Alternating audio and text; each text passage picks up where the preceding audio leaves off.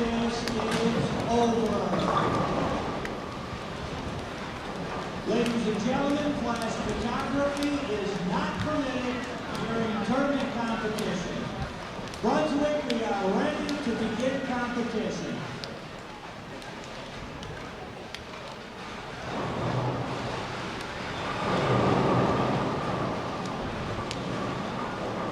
Bowlers, at the sound of the bell, you may begin your event. Good luck and have a great time out there this afternoon.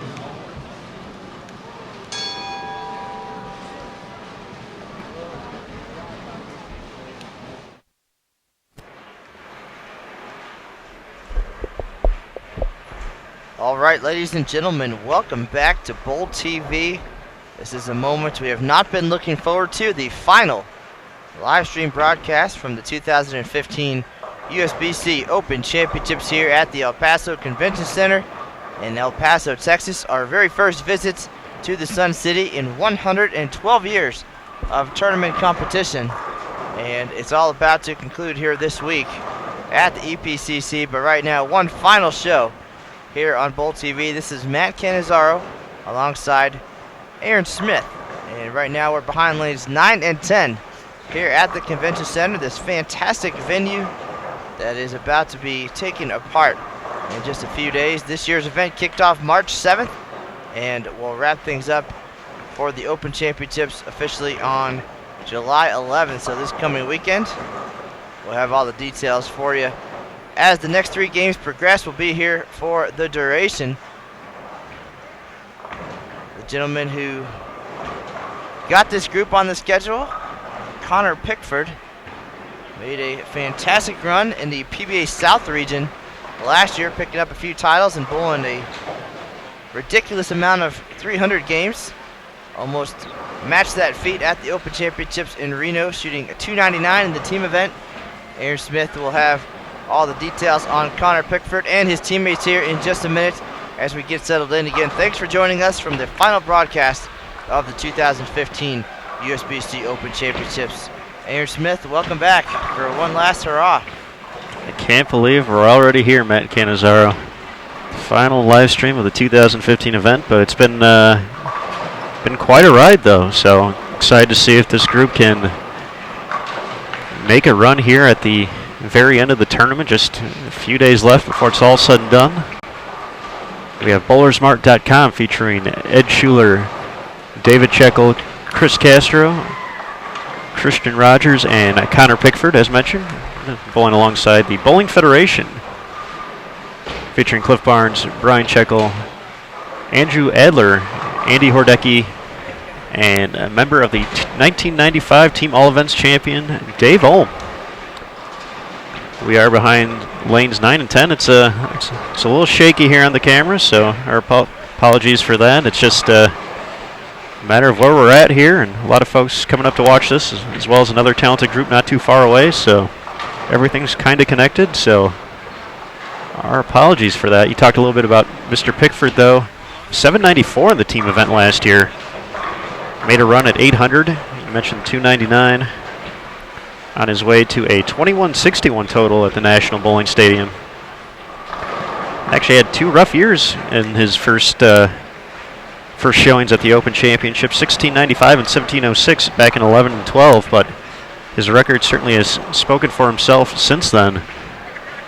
Handful of PBA regional titles, and of course a runner-up finish at the 2014 PBA Viper Championship, forcing Mika Koivunemi to throw a double in the 10th to lock him out. So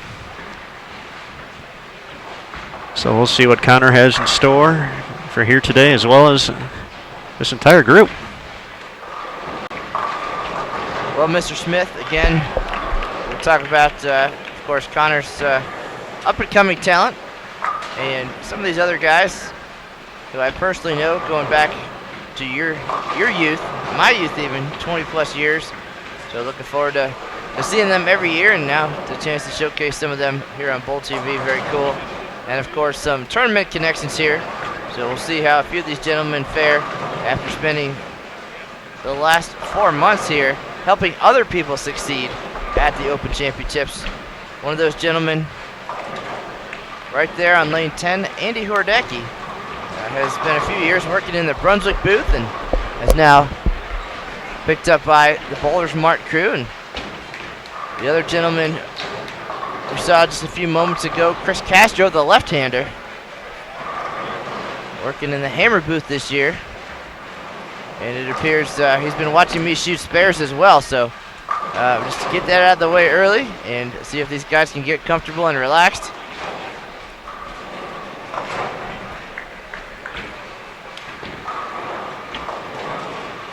And see if they can make a run at Team NABR. Adam Barta, Rob Gottschall, Scott Pohl, Brian Walchuk, and Mike Rose Jr. They've been on the edges of their seats for weeks and weeks now. And we've talked a lot about the fact that 4 of those gentlemen have never won here at the Open Championships. They are leading the team event, had a fantastic finish in their final frame to get to the top spot, and now just hoping that it can hold on for a couple more days. But some very talented teams, as we mentioned, coming through here. Besides this group on camera, just a couple pairs to our left, we have some former Junior Team USA members, collegiate champions, including Chris Vi, who had a chance last year to strike in the 10th frame of his own team event to get his team into the top spot. Came up a little bit short. They ended up finishing 3rd with the 3rd highest score in tournament history. So pretty cool there. But a lot of possibilities and still some talented bowlers yet to come through as the tournament wraps up. The final team event will be Friday at 5 p.m. local time, 7 p.m. Eastern. And that group includes former Team USA member Steve Smith, Jason Milligan, who is the 3rd best bowler in his family, but still very capable on the lanes here. Of course, his wife, Tennille Milligan, the 2005 USBC Queens champion, and an unofficial doubles titleist at the Women's Championships this year. That group put together by USBC Hall of Famer Del Ballard, who will not be making the trip, but handpicked all of the players who will be competing. So looking forward to an exciting final couple of days here. Again, we've been at it since March 7th. By the time we're done, 127 consecutive days of competition and some terrific scores and stories and memories. And while we're here for the next 3.5 hours, we will recap the 2015 Open Championships, some of our favorite moments, and some of those leading scores. Another couple gentlemen who probably are a little bit nervous at this point, Eric Vermelia and the Junior Team USA Support 1 folks, who claimed the 2013 Team All Events title, and they're back in position here in 2015 to do it again, with Anthony the Cause on that team ready to make tournament history as the 2nd player to win titles in 3 consecutive years, if they can hold on for the rest of the week. So Aaron Smith will give you a rundown of the leaders here as we get settled in and underway. But right now it's all about these 2 Bowlers Mart teams on lanes 9 and 10 here at the El Paso Convention Center. Thanks for joining us.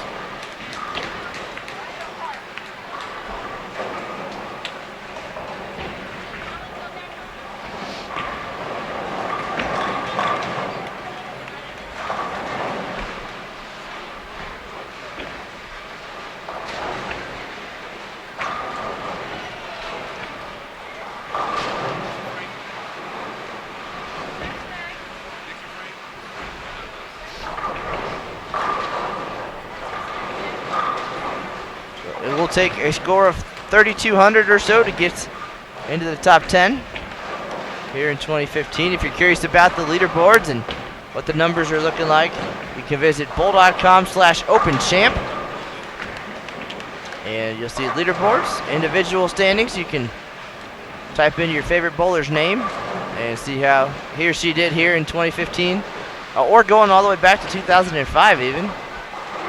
So a lot of great information and terrific stories on the Open Championships page on bowl.com. So check that out. If you have any questions, feel free to reach out to us in the chat room or via email, social media, you name it. We are accessible almost 24/7. So don't be strangers, especially in the off season as we get ready for next year's event in Reno, Nevada.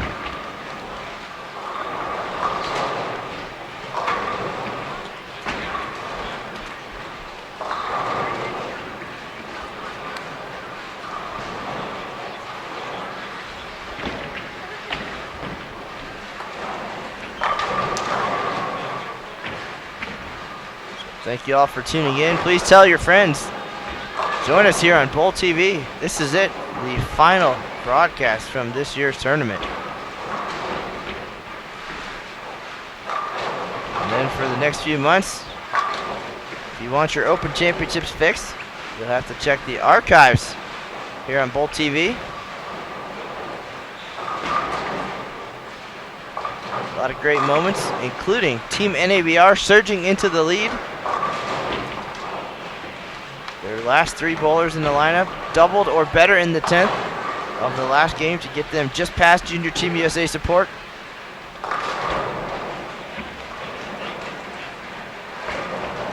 I would say probably our live stream highlight of the year, Aaron, if you would agree. It's definitely up there. Yeah, hard to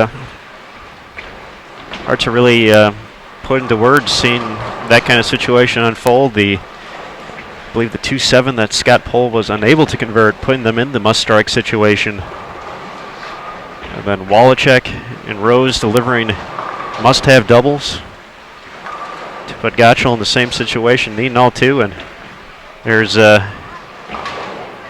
think there's few people in the country you'd rather have making that shot than Rob Gottschall. So definitely wasn't surprised to see him deliver, but just an awesome moment. We had the Junior Team USA support group on as well for their doubles and singles as a result of Lacaze winning all events in 2014. And they obviously put on a show, but definitely it was pretty apparent from the get-go that they were running over the score that was in the lead at the time. It was just a matter of by how much. So that one was awesome just to see a fantastic overall performance. But as far as the dramatics, yeah, tough to go against Team NABR.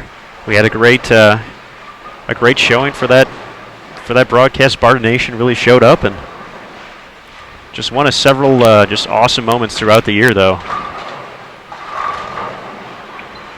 So Aaron Smith, I was thinking about it today, and I'll just put it out there for all the teams coming our way next year. But in 2013, I got to share a meal with John Gaines and Scott Newell just hours before they went on to take home the regular team title with a then record score of 35-38.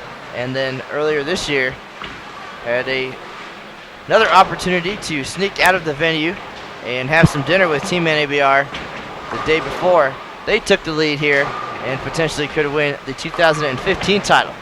So I'm not saying that it's superstition in any way, but feel free to take that for what it is, and I look forward to dining with each and every one of you next year in Reno.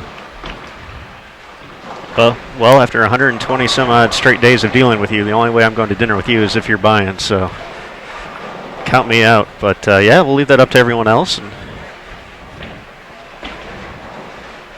see what you did there, kinda? But don't forget all of those days that I made it so that you didn't have to come here. I will certainly reconsider that in the future, though, Mr. Smith.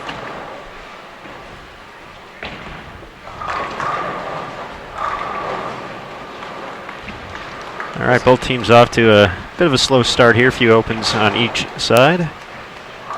Just the one double so far by David Sheckle. He's looking to make it 3 in a row on 7.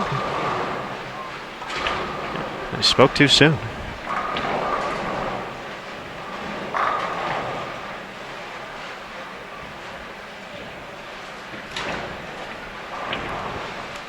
Looking at the 4, 6, 7, 9 now.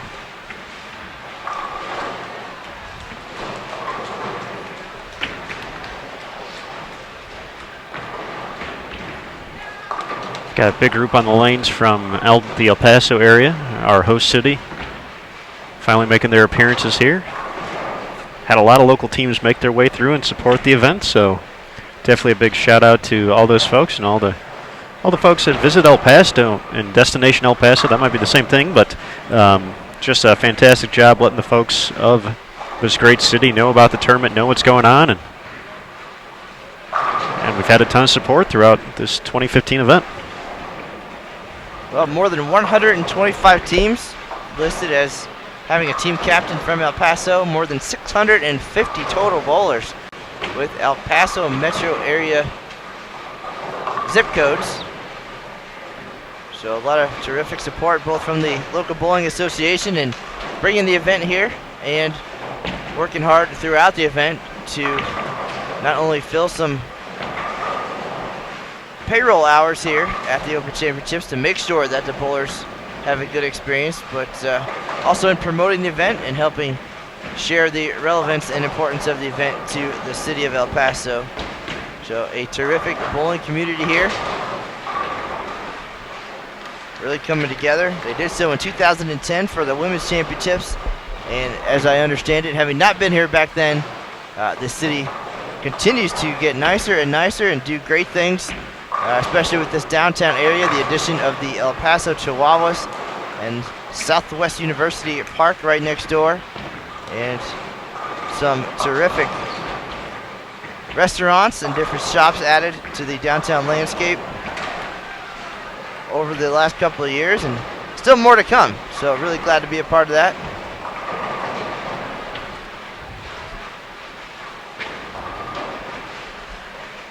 And hopefully El Paso will be interested in having us back in a few years when the schedule opens up.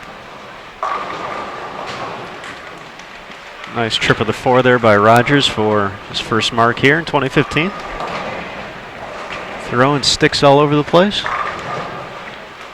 Another great aspect of being here this year is the media support, and as we say that, there's a local newspaper photographer walking around taking some photos of the bowlers here on the 5 p.m. squad, and got to talk to the reporter over the last couple of days just to get a rundown of how things have gone so far, what the bowlers think of the Sun City. At a TV station out yesterday, and as we get ready to wrap up, certainly going to be a lot of talk about the success of the event, easily measurable by economic impact, which we estimate at $75 to $100 million during the run of the event, which does include, of course, all the materials purchased locally to help build this 62-lane facility. And there's 40 or 50 of us who moved to El Paso and became part of the community. Got the apartments, go to the bank, go to the supermarket, just as permanent as we can be, knowing that we're going to be packing up and moving on to the next city here very shortly. But as we get ready to wrap up here, we've also worked out a partnership with Habitat for Humanity El Paso, and some volunteers will come in and help the USBC crew starting early next week to disassemble this nearly permanent facility we put together. Again, 62 lanes, seating for hundreds of bowling fans, office and vendor space, locker room, squad room, concessions area, all going to come down. Took about 64 days to put it all together, and in 10 or so days, it will be like we were never here. It will just be a memory here in El Paso, but thankfully, with all these salvageable materials going to Habitat and being used to build residences for those less fortunate, our legacy will live on a little bit here in the local community. So a piece of the Open Championships always will be part of El Paso's landscape. So that's pretty cool, and certainly we're very proud of that opportunity.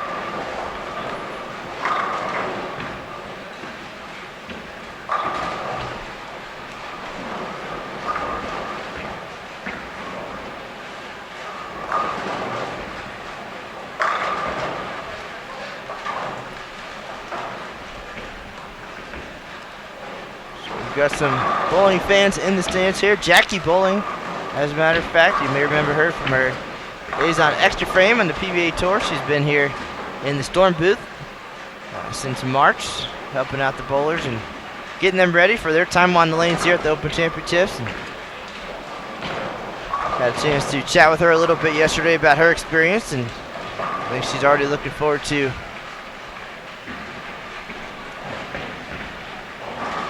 going to Reno next year and doing it all over again with a year of experience and understanding the culture and the mindset of our Open Championships bowlers. By the time we're done, nearly 40,000 will have come through Sun City, taking their shot at nearly $4 million in prize money at the 2015 tournament.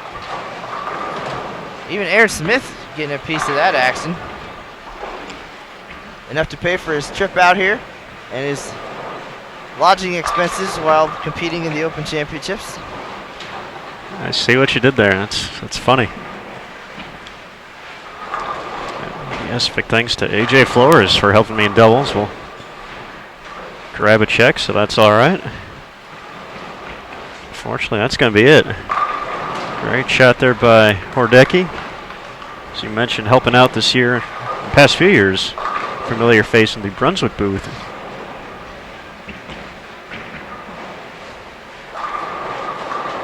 So, Aaron, these gentlemen, as we discovered last evening, have a little bit of a rivalry going on here.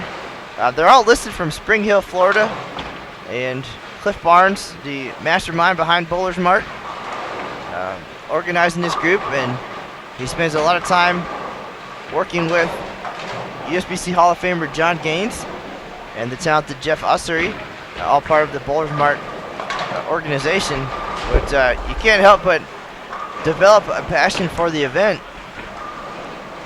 by having just one conversation with John Gaines and understand what it means, the tradition, what it's all about. Well, he has a 4-team group, and again, they bowled well and made some runs here in 2015 without John, who was on injured reserve, but was here to watch the action in person. But Cliff said last night that he's kind of found that passion a little bit and wants to see a group like that come together. He's starting to build it from the ground up here and find a committed group of 20 bowlers now, and he's understanding the challenges of being a team captain and getting organized for so many people. I think they had a couple unable to make it at the last minute, so they utilized the sub board and just trying to get a group that will be committed and dependable and show up year to year and really work hard. And they've been practicing, wanting to put on a good show here, not just for Bowl TV, but in general for Bowlers Mart, for themselves, and under the leadership of the experienced Dave Ohm. You'll see the orange eagle on the scoreboard next to his name, and got to talk to him about his year in 1995. Pretty spectacular. Got the eagle, of course, in Team All Events, the first year of the National Bowling Stadium, so a great memory there.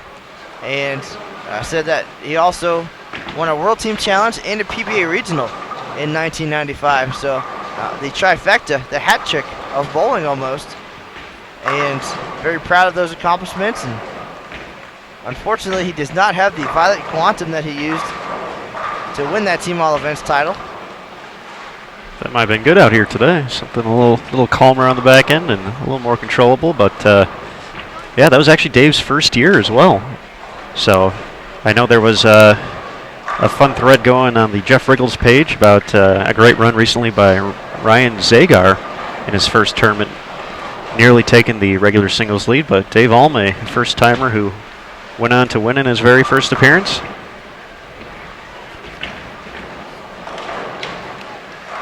That group featured John Waltzing, who's also the singles champ in '94, Steve Wunderlich, past Masters champion Storm DeVincent, and Rob Comodo. They made up JW's All-Stars out of Boca Raton, Florida. I feel I messed up a few of those names, so I'm looking at the look on Matt's face, but That's right, sir. That's what we do. You're the one from Florida here, not me. I'm fairly confident all of those guys, if they're watching, they knew who they are. John Weltin, we saw him just a few weeks ago. Got some great pictures of his group, and always nice to see John come through and celebrate his success here at the OC. And again, I had the benefit of growing up alongside some of these folks that we're seeing right here on Bowl TV. Cliff Barnes on the next pair over, Billy Regatz, a standout at Central Florida back in the early 2000s. So it was nice to catch up with these guys, of course, and talk a little bit of history of the event. But they definitely are relying on some of the leadership and experience of Mr. Ohm and the ball drilling and ball motion knowledge of Chris Castro and Andy Hordecki, who have been here for a little while and seen what works and what doesn't. And Andy clearly figured out what worked right there on lane 10 for the double.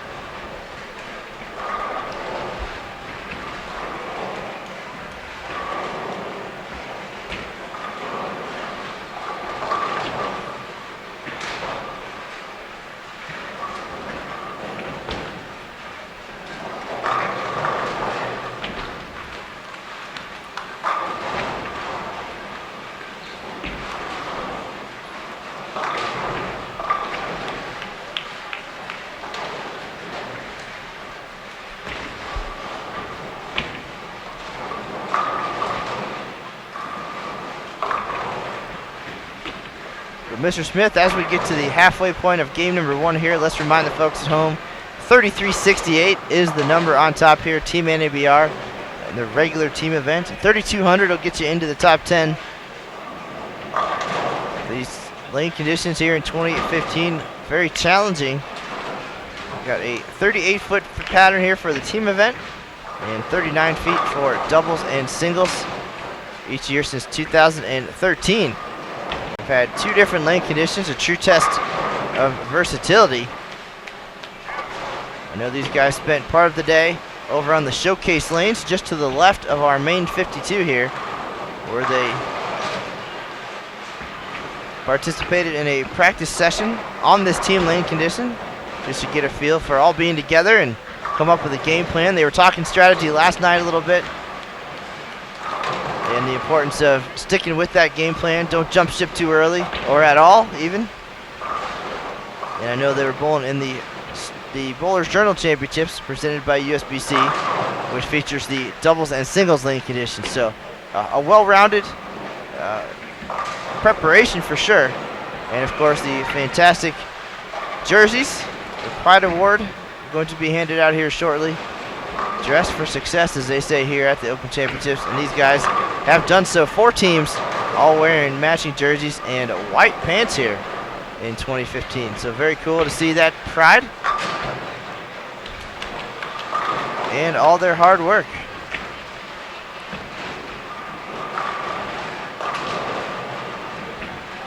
I'm going to put you on the spot, Mr. Cannizzaro. There is a theme to these jerseys this year. So I'll let you explain that, since I've never actually seen the movie. Well, I'm not mad. I'm just disappointed that you missed a classic, and a hilarious classic at that. But the movie in question here is Coming to America, featuring Eddie Murphy, and it has quite a few LOL moments. I don't know that many are appropriate for Bowl TV, but folks, if you're curious about the jerseys, after tonight's broadcast, feel free to check Netflix and watch Coming to America. So I think the competition of the best jerseys, it gets increasingly more difficult to win each year with all the hard work of our jersey providing companies, Logo Infusion, Boom Apparel, High Five Gear. We saw a team high five just the other day with John Zerbinski and Ryan Zager looking sharp here on Bowl TV. So I heard some people already talking about what they want to do for next year. So definitely all part of the Open Championships experience. You look good, you bowl well. Very cool to see all of the pride here. But still disappointed that you never saw that movie. After Beverly Hills Cop, do you really need to see any other ones? But I mean, that was kind of the peak of the 80s for me right there. So, along with many Bill Murray flicks, but yeah, I had not seen Coming to America, so I was admittedly not sure what to expect when Castro kind of laid down the game plan for us here, but as you said, they are dressed for success for sure.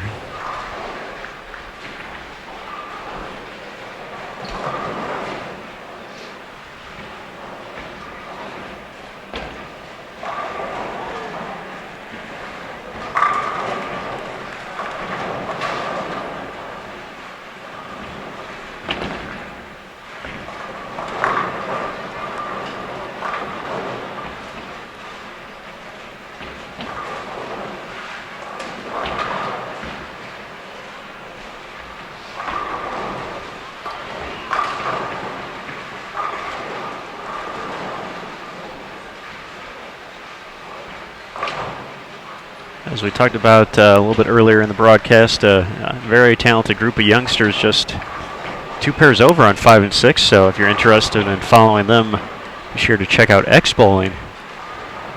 Well, it looks like a lot of familiar names from Robert Morris, Illinois, as well as Lindenwood.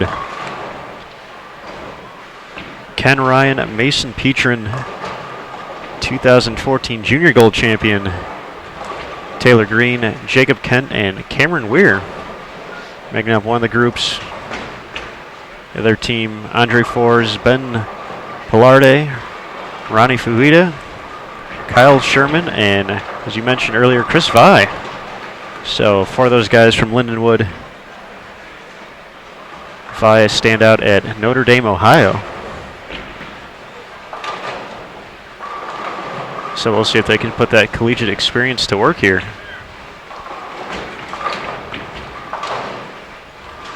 If they start striking, we'll keep you up to date as well. Well, definitely a lot of potential and something that Adam Barta and Team NABR don't want to hear. Matt McNeil is our regular all events leader, in position to become the first bowler in history with 3 regular all events titles. He leads with 22-26. That is a warlock, as they say. Big numbers there. And I believe that's the 3rd best of his career. And his 2nd best, he didn't even win. How about that? He's our record holder here, 23-26. Highest all events total in 112 years of tournament history.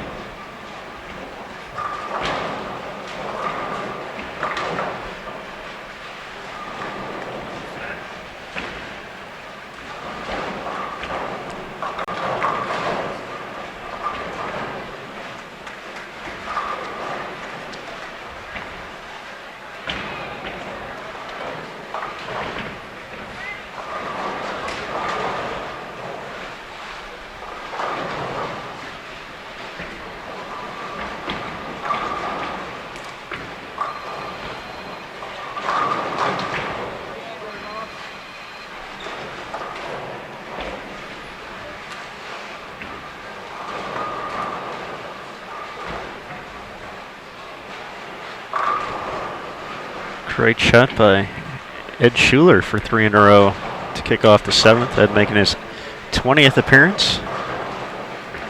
Had a great year back in 2002 in Billings, making a run at the singles lead. Finished with a 797 set. I know it took 823 that year to take home the top spot. Mark Millsap,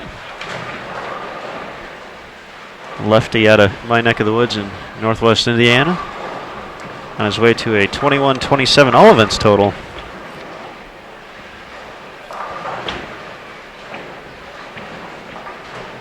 Coming into this year, nearly a 210 average on the tournament lanes for Ed.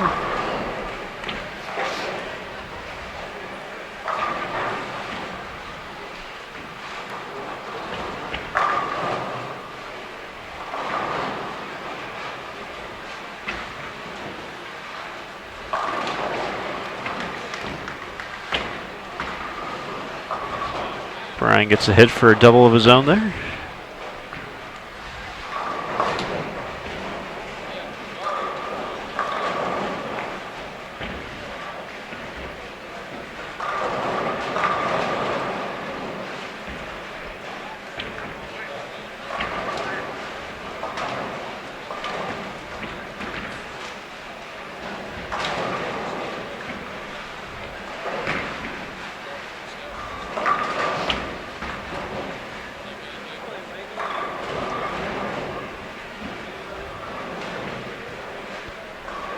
Matt, question in the chat about the pins here. How often they get replaced? Well, actually, just answered that question earlier today on the Let's Go Bowling show. And you can expect in a traditional Open Championships year that the pins typically are not around for more than 2 weeks. I gave a perfect example last year in Reno.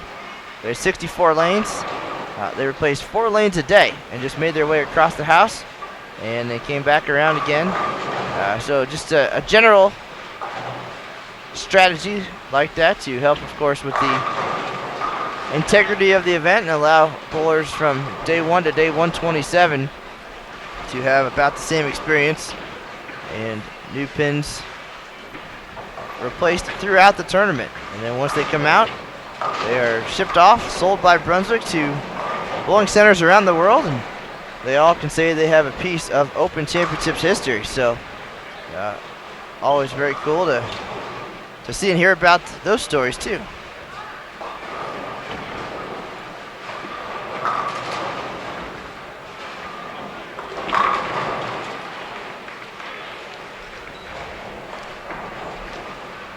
After a tough start there with 2 opens from Christian Rogers, 4 out of the last 5. Throwing some great shots here, settling down.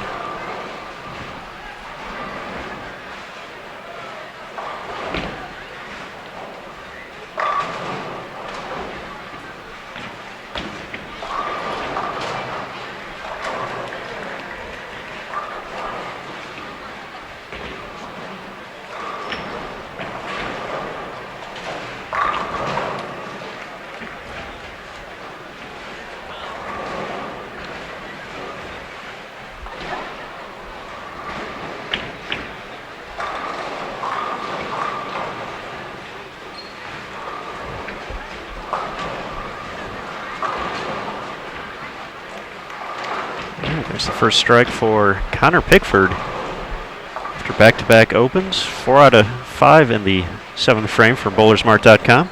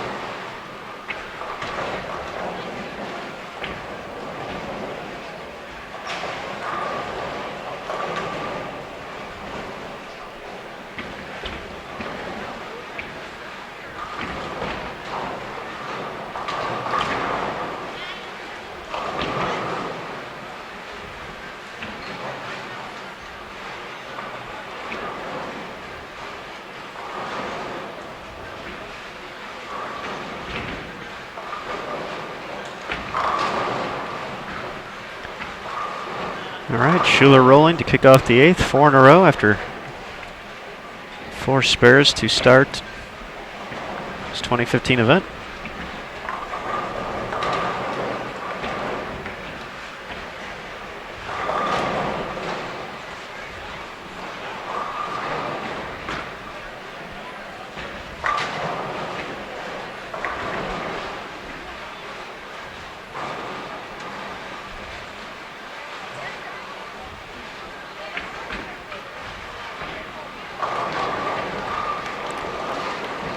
Second double for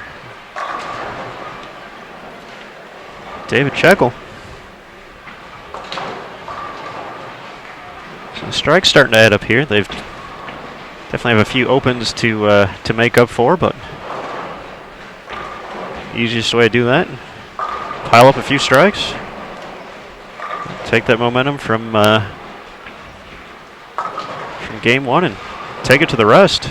Got to see that in one of our last live streams here from the El Paso Convention Center. A very talented young group featuring the likes of A.J. Rice, Tania Falbo, and Bobby Betton. Got off to a slow start. Were able to bounce back after 862 in the opener to put up a nice 3,000 plus score when it was all said and done.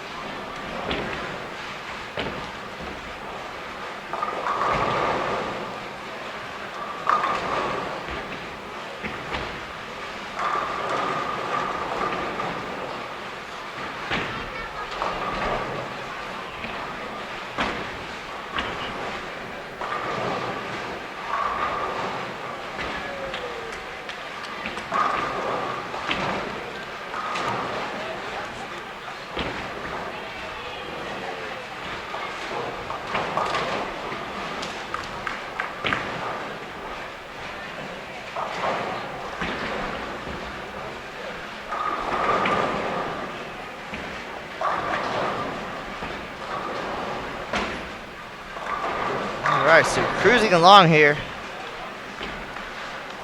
The foundation frame coming right up here. Connor Pickford is going to wrap things up in the 8th here on lane 10. Again, he was your runner-up at the 2014 PBA Viper Championship, losing to Mika Koivu-Niemi. And Connor unable to double here. Just one strike in the opening game. Big set last year, 299, 794 in the team event, but struggling here in 2015 early. The leadoff bowler on Connor's team, bowlersmart.com, Ed Schuler. You might recognize his face. Used to work in the hammer booth here at the Open Championships. He now is coming in at a svelte 130 pounds lighter than the old days. So he's been working hard since leaving the Open Championships, and here he is looking for 5 in a row and trying to stay clean here in game number 1. And with that, the big 4 on lane 9.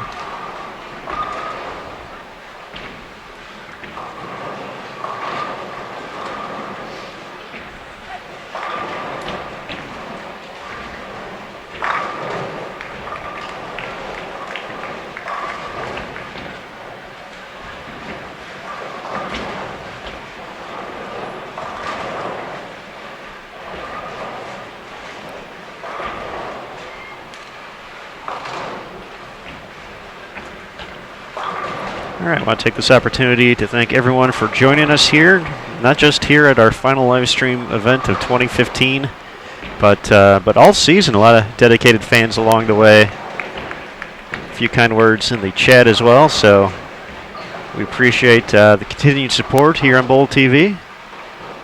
Got to have a lot of fun along the way, and of course a big shout out to our Gold industry partners, Columbia 300, Hammer, Kegel, and Storm, for their continued support of the USBC championship events.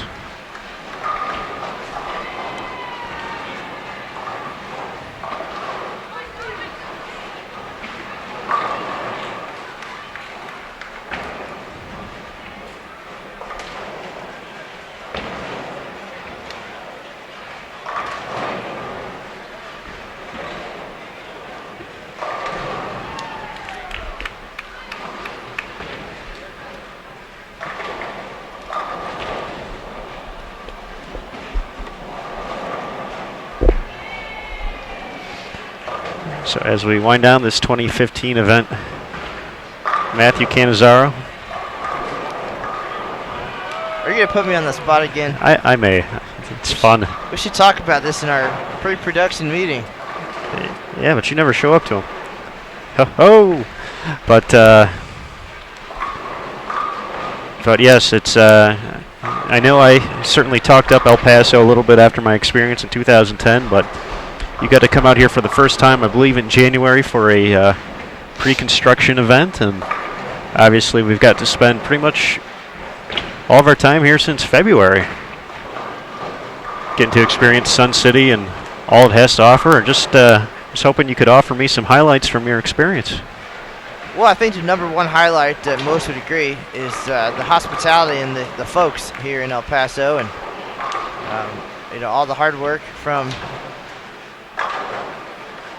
the staff at Destination El Paso and putting together the visitors booth just inside the front doors of the convention center to direct all of the bowlers to the great places around town and to answer any questions they might have. And anywhere you go in the city, you're bound to see a welcome bowler sign or a life-size bowling pin piñata.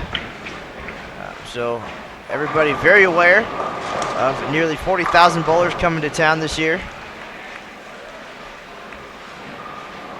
And a lot of friendliness, and once they see that USBC logo, they want to chat about the tournament, see how you did, even give you a discount in one of their fine restaurants or shops. So I think anybody who came to town definitely had plenty to see and do, and a lot of delicious food to eat while here. Whether it's the Mexican flavor that you enjoyed, or the world's best nachos down the street at the tap, perhaps, or some of the fine local craft beers. I think there's something for everybody. Some great museums nearby: an art museum, history museum, Holocaust museum, a children's museum that includes a science of bowling exhibit. Of course, a lot of bowlers made their way to the El Paso Chihuahuas Stadium right next door. Games coming up this weekend, so I know there are a few coming this way. Looking forward to taking in a ball game. We had the opportunity to throw out a few pitches over there too and celebrate the bowlers and the Chihuahuas. Adam Barta was the first. Bo Gergen, the 2009 regular singles champ, 2010 Team All Events winner, got a chance to follow suit. And then Team USA member Stephanie Johnson got to toss the first pitch. So everybody very welcoming, and not to be overly cliche, but the red carpet definitely out from the time you get off the plane to when you check into the hotel and everywhere around town. So I think in the past 4 or 5 months, we've had a chance to make some great friends that hopefully we'll see again down the road, and dine on some delicious meals.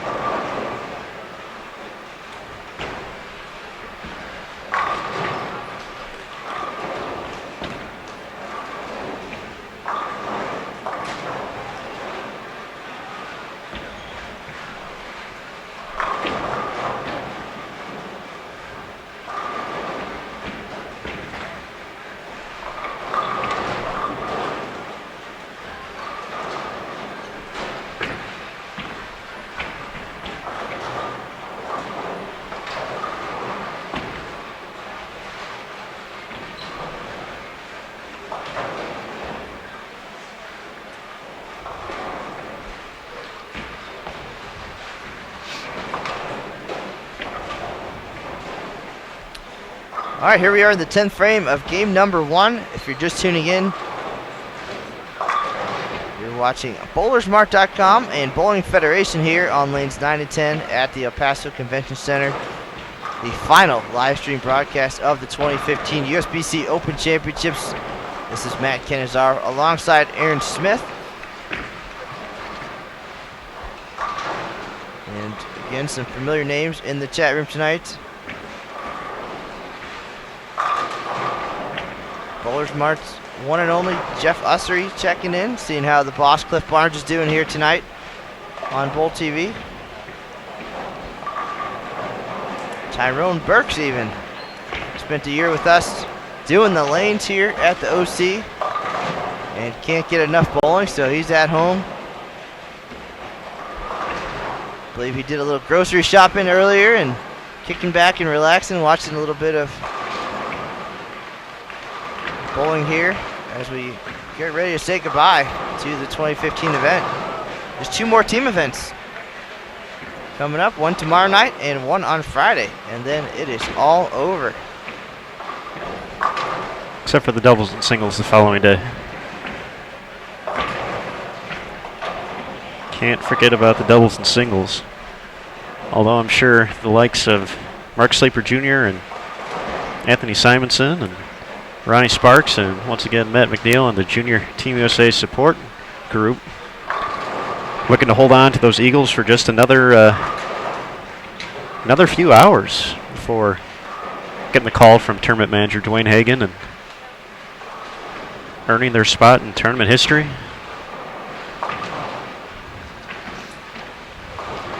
Ronnie Sparks, a former Junior and Team USA member, found success in this building back in 2010 as a member of the Wichita State program that went on to win the X-Bowling Intercollegiate and Team Championship that year. Found some success in his return visit, posting 793 that almost went down just a few days ago. This tournament first-timer Ryan Zager made his own run.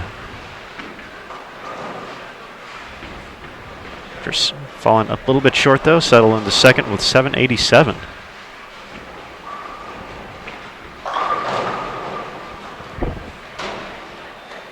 All right, we got a good question in the chat room. What is the process for selecting the Open Championships patterns? And our official lane maintenance provider, Kegel, and the folks down in the Lake Wales, Florida, they work hard prior to the event in coming up with a couple of challenging patterns. Of course, basic requirements are to make them fair and attackable from a variety of angles and parts of the lane to give everybody a chance to hit the pocket. And then they kind of run with it a little bit. Of course, they have some oversight from USBC's managing director of national governing body, Neil Stremmel. And they talk about where they'd like the scoring range to be. And then they go out and put together a unique pattern or 2 or 3, and they test them down at Kegel, and then they talk it over and look at some different numbers and things, and finally the Kegel guys come up with the final patterns. And once the lanes were installed here in El Paso in 2015, they had a chance to come out and lay the patterns down with the top of the line Kegel Flex lane machines. And this year's machines actually are custom painted with a red, white, and blue eagle motif. There's 13 in existence with that design, and those were used between the Open and Women's Championships and other USBC events this year. We have 5 here at the Open Championships in the Bowlers Journal, and once the events conclude, they'll be auctioned off or sold, and those proceeds will go to benefit Folds of Honor, the military organization that helps the families of military folks serving or killed overseas. So really glad to be a part of that. But Kegel, an official gold partner here at the Open Championships, and works very hard to provide a consistent and fair scoring environment from day 1 to day 127. And I'm sure they're already thinking about next year's lane conditions as they get ready to head back to the National Bowling Stadium in Reno, Nevada. So hopefully that makes a little bit of sense and it gives you some insight.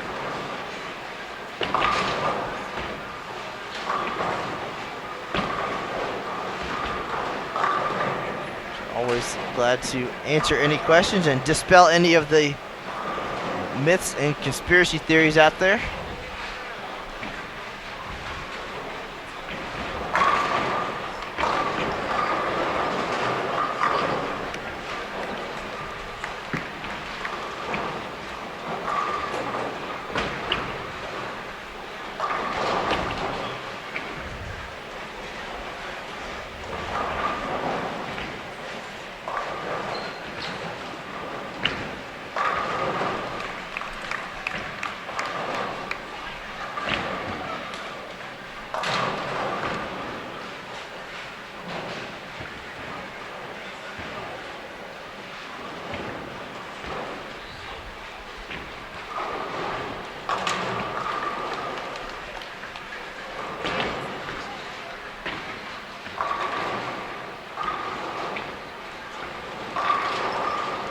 All right, tough opener here for Connor Pickford. We talked a little bit about his performance last year.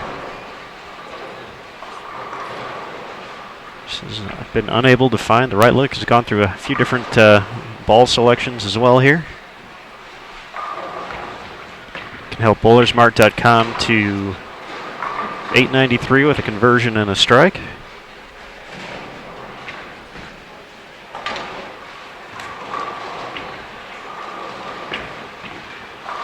$860 still out there for Bowling Federation.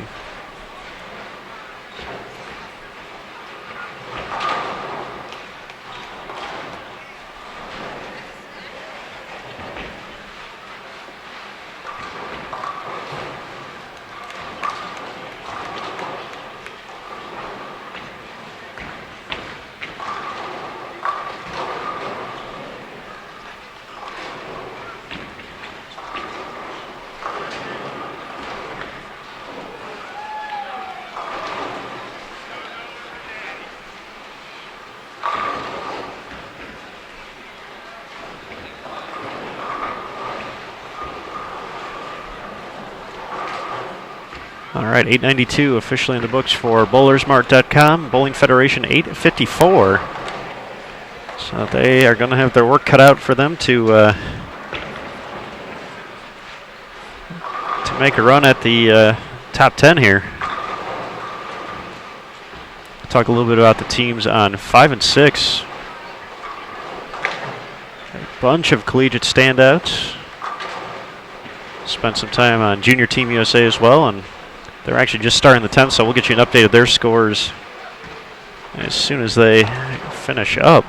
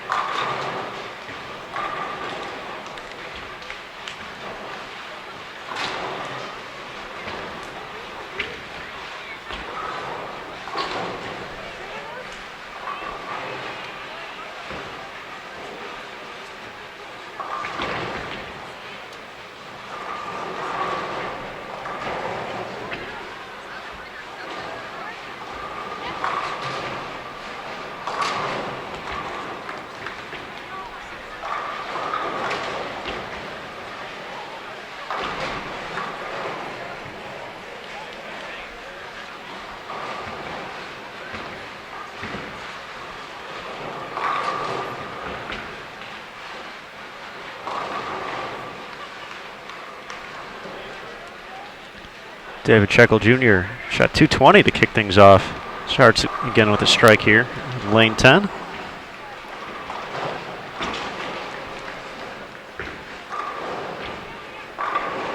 Making his 21st appearance as a career average here at the Open Championships of nearly 197. 196.9 to be exact.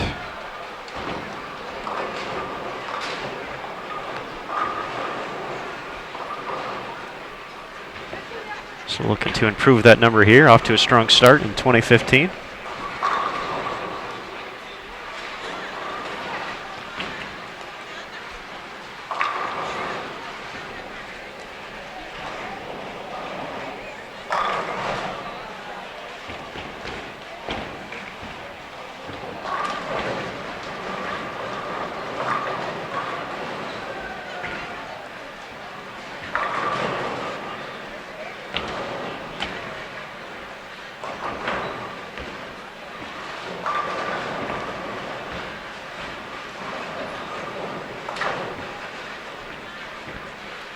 Nearly 300 watching live right now, so once again, thank you again for the continued support here on Bowl TV, just not on this broadcast, but all year from the 2015 Open and Women's Championships as well. We couldn't be here without the continued support, so much appreciated. Feel free to share on your social media. This is the last opportunity for a while for the Matt and Aaron show. For those of you who still have the sound on, we appreciate it. But if you'd like to follow USBC on social media, the Sport of Bowling is on Facebook, facebook.com/USBC. On Twitter, @USBC. Of course, you're watching us now on Bowl TV, youtube.com/Bowl TV. Please subscribe to our channel when you finish up here today. If you haven't already, a lot of great stuff on there. Of course, all the archives, as well as some great video features from Jason Thomas. And of course, bowl.com, your one-stop shop for everything USBC related. You can find out more about the Open Championships and its run here in El Paso.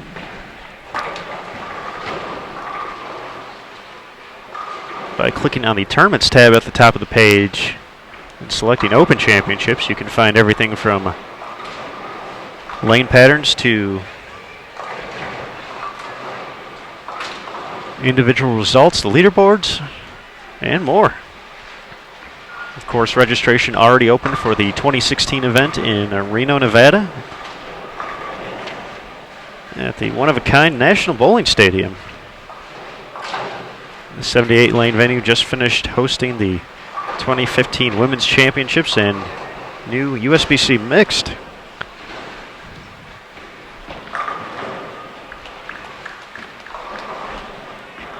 So the Taj Mahal of the 10 pins, a familiar host. Certainly looking forward to the excitement in 2016.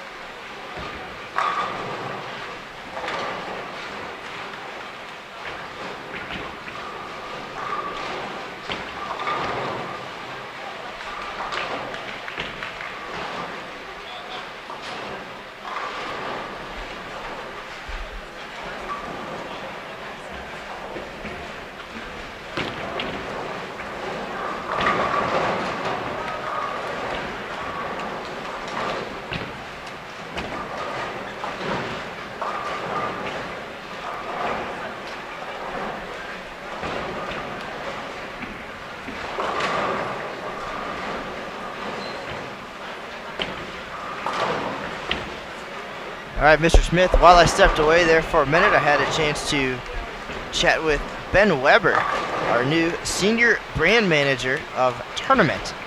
And he'll be filling some roles here at USBC and the tournament side of things, working in the entries area and a responsibility on different marketing aspects of our national tournaments. So glad to introduce him to the Open Championships. He's been around all day, taking in the venue and just getting a feel for what we do. Got to spend time in the squad room and look around and just get to know some of our bowlers. And we were chatting briefly there about all of the great reasons that bowlers come to the Open Championships. He was very impressed with the fact that one bowler on this squad, Donald Granberry, has been here for 57 years. And very dedicated, and just all the great stories that Mr. Granberry has told us over the years about how he spent a lot of his miles on the road driving to and from the Open Championships, having a chance to experience parts of the country and places he perhaps wouldn't have seen otherwise, such as El Paso, Texas, or Billings, Montana. He is from the St. Louis area, I believe, so obviously a lot of miles traveled east and west, Syracuse, New York, all the way to Long Beach, California over the years. So I think we'll have nearly 40,000 bowlers and hundreds of reasons why people enjoy the Open Championships experience so much. Besides just getting to say hello to us, of course.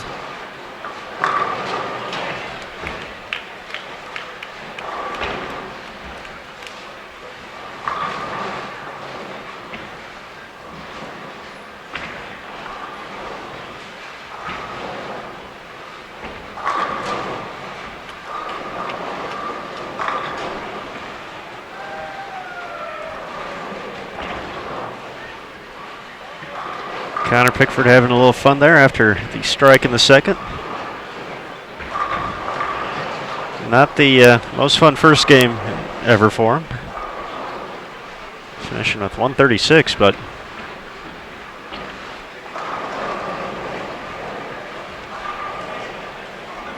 well, sir, it is a roller coaster, and we've seen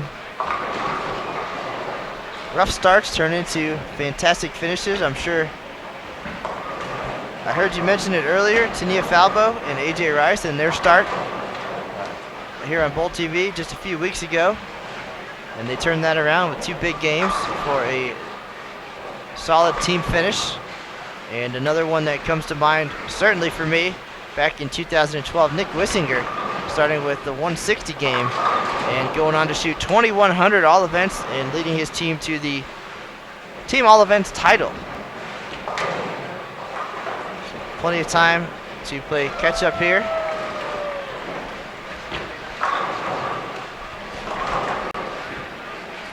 those of you curious about what's going on in 5 and 6, team of Ken Ryan, Mason Petrin, Taylor Green, Jacob Kent, and Cameron Weir finish up 943. Andre Fours, Ben Pilarde, Ronnie Fuida, Kyle Sherman, and Chris Vi. 919.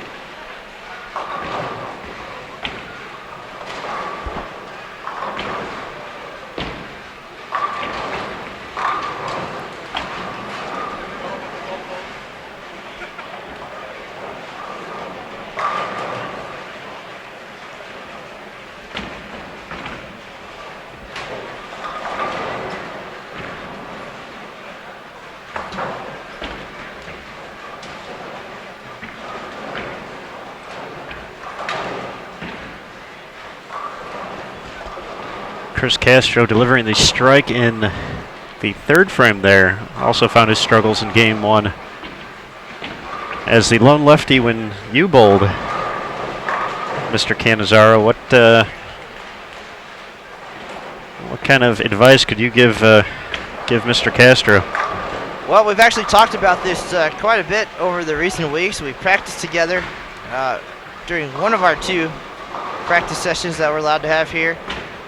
And while I felt like I could not miss, and I easily won an eagle during practice, he struggled and went back to the drawing board as far as equipment and made some different choices. And for me personally, going out there during the team event, I did not throw the ball well at all.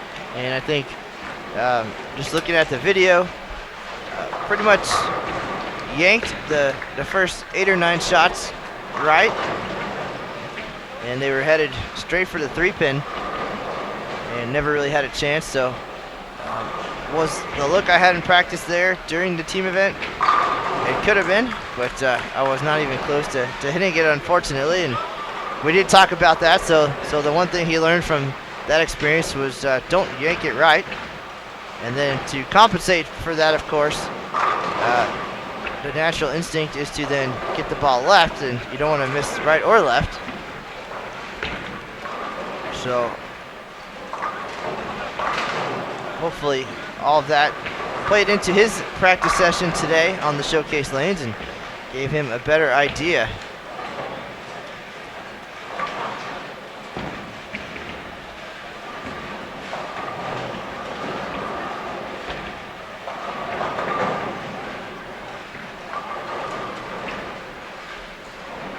So is there a benefit to having 2 or 3 lefties out there to kind of help blend the lane condition a little bit or break it down? Probably.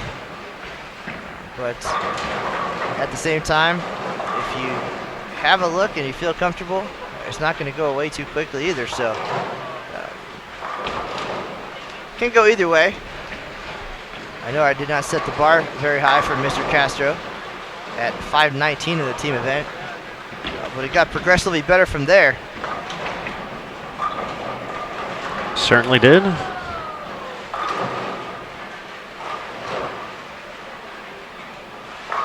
Nice performance at the end of doubles into singles to run away with the department lead. So congratulations on that.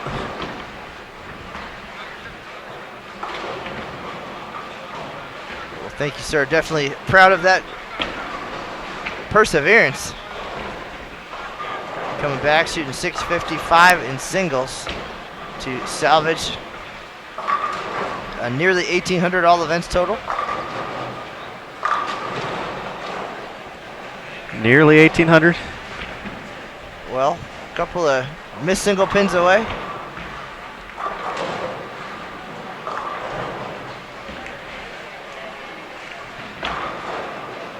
Yeah, I guess you could call it that. About 3 of them.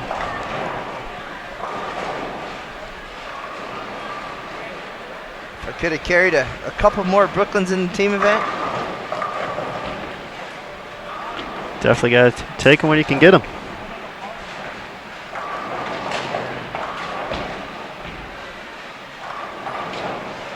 All right, looks like both teams starting to settle in here a little bit in game 2.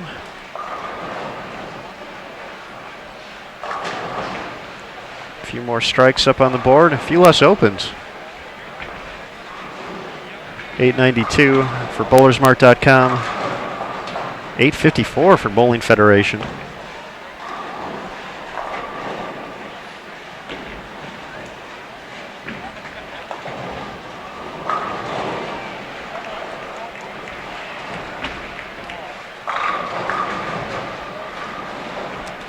Great shot there from Andrew Adler, looking for 3 in a row. Fortunately has to stare down a 9-pin.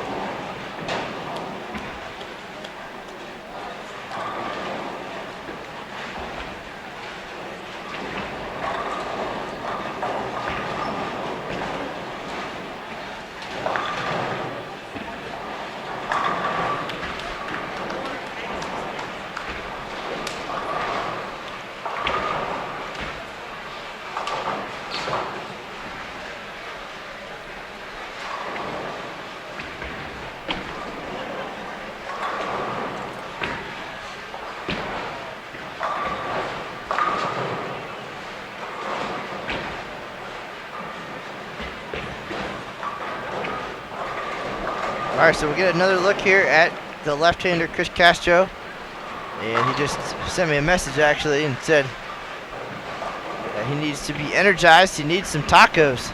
I was gonna say. Taco Tuesday, a big event here in El Paso. And these guys went out, and I believe it's a big event worldwide, sir. it's one of my favorite days of the week for sure. But this Bowlers Mart group, 20 bowlers plus family and friends, out last night, took down 200 plus tacos. Goodness gracious. A nice team building activity. I told Castro if he makes more spares, I'll buy him some tacos. So the challenge is out there. Well, this is going to be a tough one to start it off then.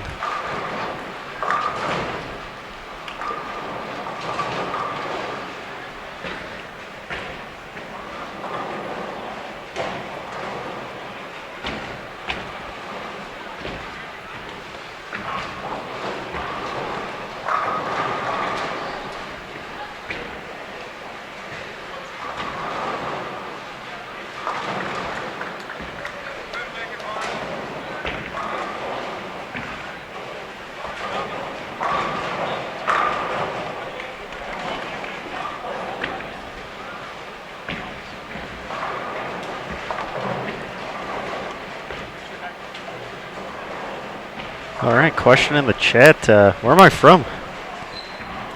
It's a good question. Originally out of Highland, Indiana. So hopefully that helps folks in the chat room narrow it down. I don't know.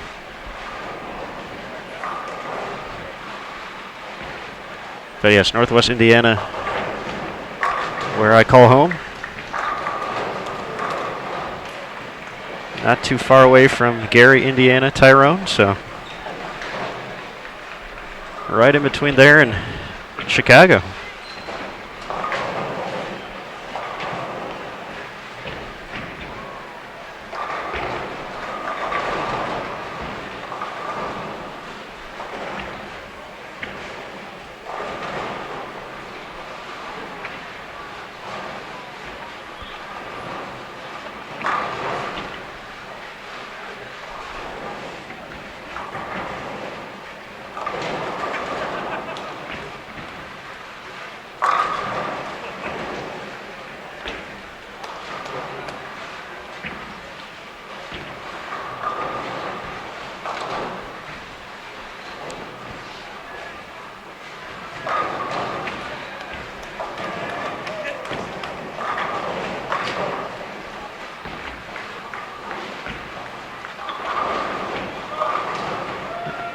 Cliff Barnes mixes them up for the double in the fifth as we hit the halfway point here in game two.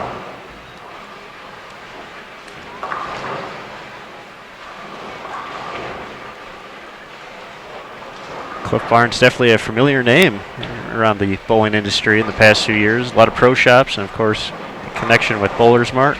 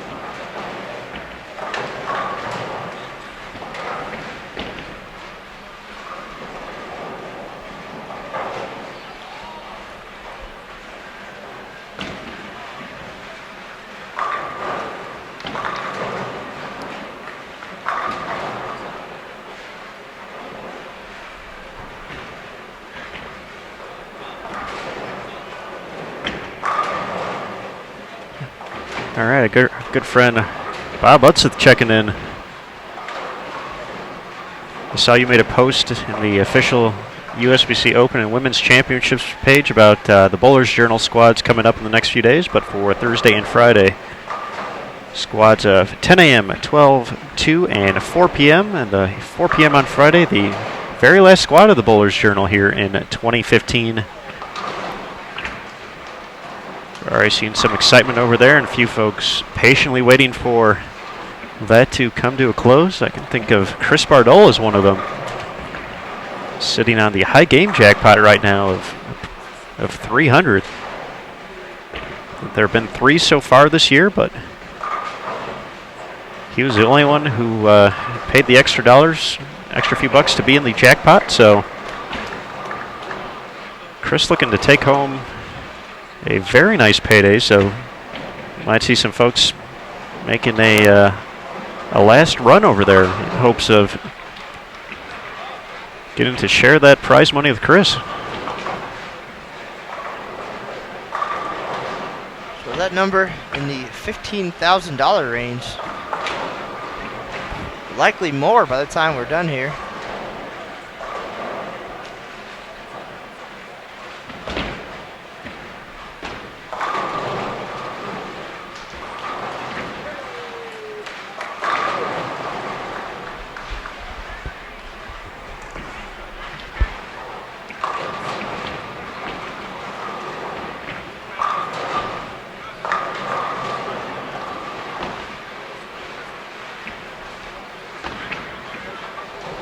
Bowlers Journal, a great way to get a look at the doubles and singles lane condition that you'll face at the Open Championships, and a chance to pick up some significant prize money as Ryan Zagar is about to pocket 10 grand for the Open Singles title if he can hold on for just a couple more days. Not to mention what he'll take home for a likely top 5 finish in regular singles at the Open Championships. So not a bad payday for the 21-year-old college senior.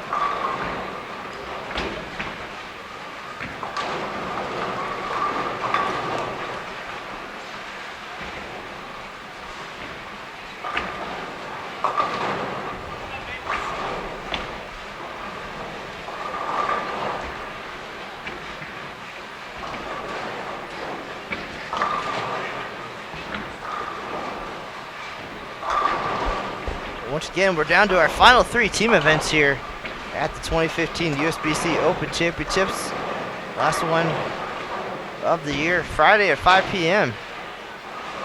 Final doubles and single squad Saturday morning at 8 a.m. and then it is over. It's time to double check all the scores and cross the T's and make some phone calls, because there's going to be some happy folks out there getting ready to celebrate on Saturday afternoon. Luckily, the tournament ends on a weekend this time, so they can celebrate late into the evening and have the whole next day to recover, because it's going to be pretty spectacular feeling to take home an eagle here at the USBC Open Championships. And we've got some first-timers on the list of potential winners here in 2015, including the youngster, 18-year-old two-hander Anthony Simonson. So I remember just a couple of years ago watching him in the local DFW Youth Masters, or the Chris Barnes Thanksgiving Scholarship Tournament. Now all of a sudden he's a 2-time PBA Regional Champion and just days away from taking home an eagle. So a lot of young talent coming through, and of course our experienced players like Adam Barda and Rob Gottschall in position to earn their first. Yeah, certainly memorable getting to watch those performances this year.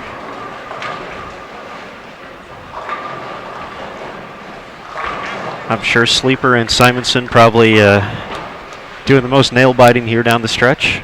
I think a few folks thought that double score might be a little bit higher, only 2 scores in the 1400s. Well, if I was going to look at the leaderboards and see what scores were most attainable at this point, I think doubles would be first, and singles would be a close second at 793. And we haven't seen an 800 this entire year, just 6 perfect games, half a dozen 299s, a couple 298s. So strikes have been a little bit harder to come by, and many folks very glad about the challenge here in 2015. Definitely have to go out there and earn your strikes, make good shots, make your spares, and anything above par, above 200, a terrific score here in El Paso.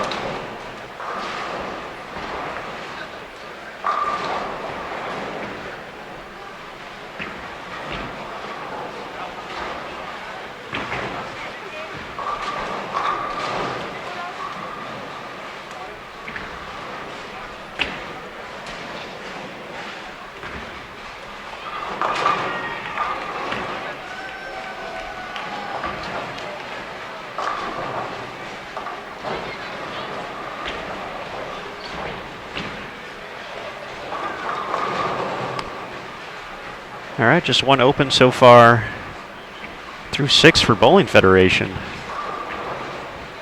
Looking to bounce back strong after 8:54. A little bit tougher stretch here in the past few frames for bowlersmart.com. Connor Pickford still looking for his first double.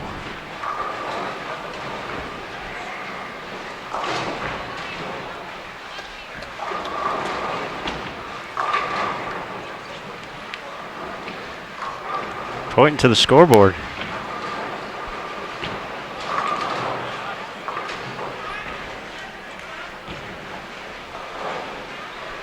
Quite a few strikes over on 5 and 6. The mostly Lindenwood group off to a very strong start here in game 2 after a 9:19 start.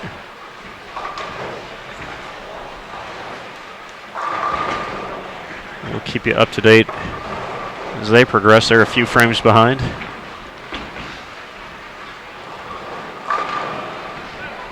Youngsters might need a lesson in one-lane courtesy, but that's why they're kids. They'll learn.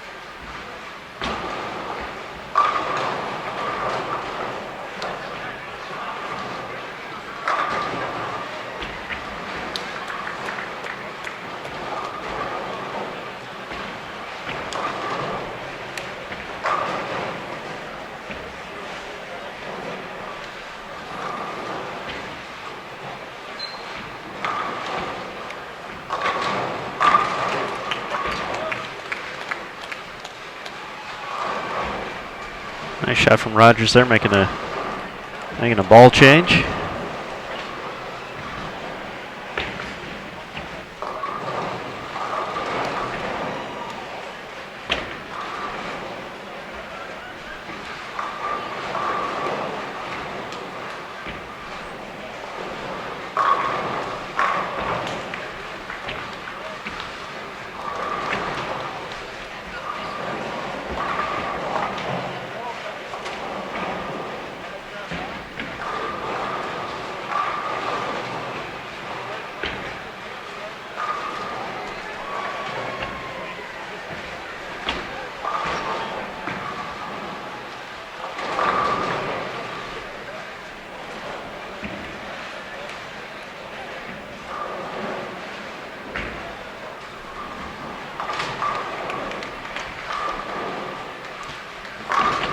Spare shooting has definitely been a theme so far this year, and Bowling Federation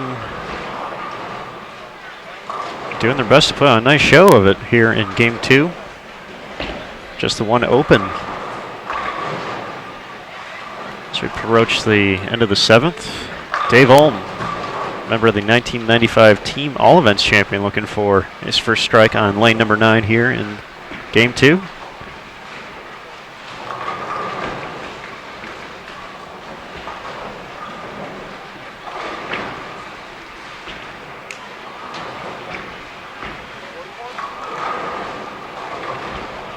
Sometimes you need to get a little lucky too here at the Open Championships. Crosses over to record the double.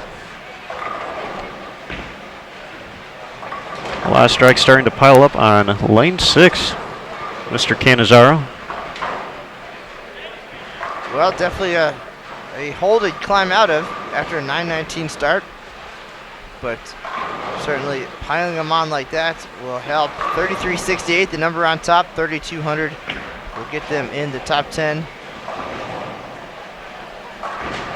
And 2 of the 5 with the front 5 here in game number 2. So we'll keep an eye on them. And if you'd like to do so at home, just go to bowl.com/openchamp, click on the scores tab, and you'll see the link to the live scoring on X Bowling. We'll keep you posted if those strings continue here. Perhaps giving Mr. Smith a little bit of work to do later this evening, but still a long way to go.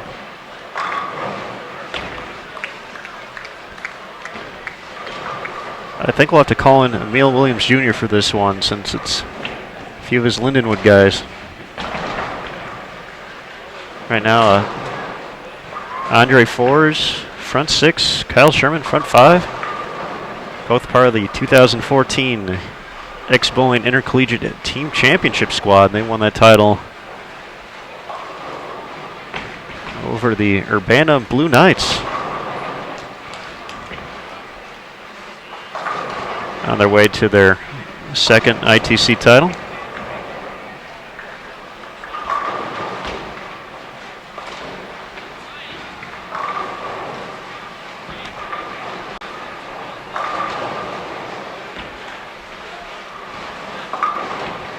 Interesting question in the chat room: is Chris Barnes' son bowling or not? And Cliff Barnes and Chris Barnes, no relation. Chris Barnes, 2 sons, twins, Ryan and Troy. Neither one quite old enough to be out of youth bowling. And I believe at least one, if not both, on the way to Japan with Chris Barnes for the World Open right now. So perhaps in a few years, when Chris is done with the PBA Tour, he and his sons will take the Open Championships Challenge together. But for now, we'll just we'll watch a different Barnes, Cliff Barnes from Bowler's Mart, try to make some magic here in El Paso in 2015.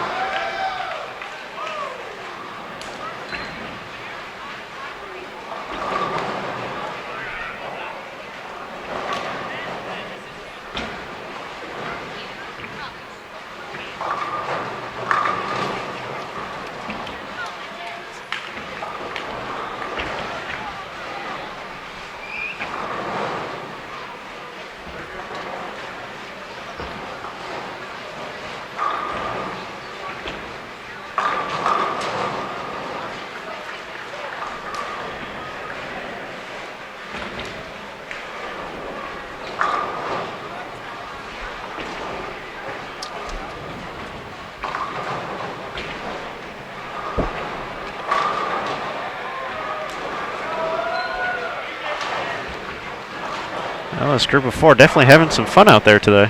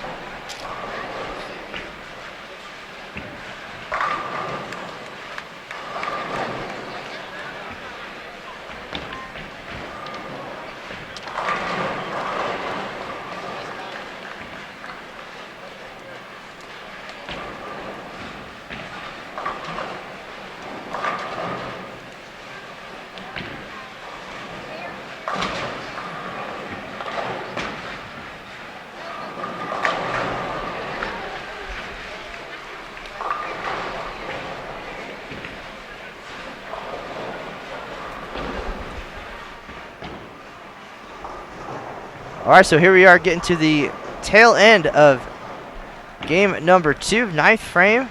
And looking to gain some momentum here. A strong finish would be terrific for bowlersmart.com and Bowling Federation. And again, we still have our eye on lane 6. Lane 5, not too much of a factor here in game 2, but stepping up on lane 5 right now. Andre Fours working on the front 6. Trying to make it 7 in a row. Kyle Sherman's run came to an end at 5. But still, Sherman and Chris Vi both 5 out of 6 here. Ronnie Fujita also with 5 out of 6. So big things happening. Off the top of my head, the highest game of the year, 12:23. And that was by Indy Storm back in March. And they were on their way to the top spot in the leaderboard. 31-49, the early leader here. Just out of the top 10, and Andre Four's run comes to an end with a 10-pin in the 7th frame. So keep you updated on those numbers, but we'll turn our attention back now to lanes 9 and 10 here at the El Paso Convention Center. This is Matt Cannizzaro alongside Aaron Smith. The final broadcast of this year's event. It's kind of sad to think that I was just here for the start of construction press conference in early January. Took 64 days to put the venue together. We've got 52 lanes for the Open Championships, 10 showcase lanes for the Bowlers Journal Championships and practice sessions. Office and vendor space. All of your favorite ball companies represented here at the El Paso Convention Center. And 2 great concessions areas. One inside the building in the showcase area, the showcase cantina. A lot of great local flavors and a varying menu. Changes each day. And then outside, the strike zone food truck. Some delicious burgers, tacos, nachos. Get out there and relax with a cocktail in the El Paso breeze in the evening. So just a complete experience here in downtown Sun City.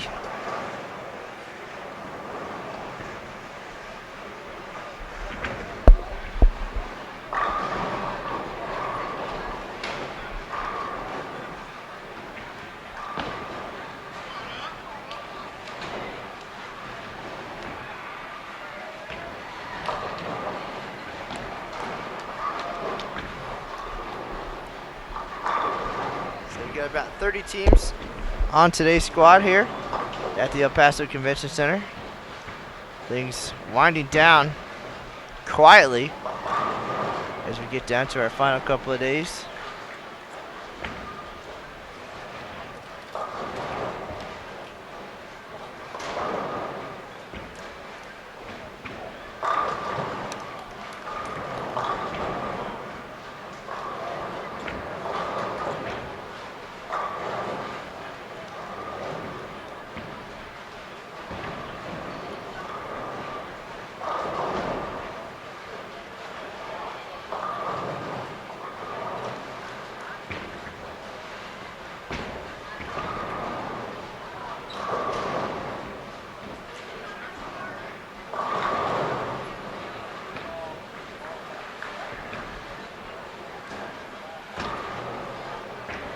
Question about lanes 5 and 6. Two scores, 9:43 and 9:19. So they definitely have a whole bunch of work to do if they're going to make a run at the top 10. And the team bowling well right now is the one that had 9:19. So we'll keep you posted as things unfold there. And of course, you can see the live scoring thanks to X Bowling. And if you want to see how each person did, you also can visit the individual results on bowl.com after the update later tonight. And keep an eye on them tomorrow during doubles and singles.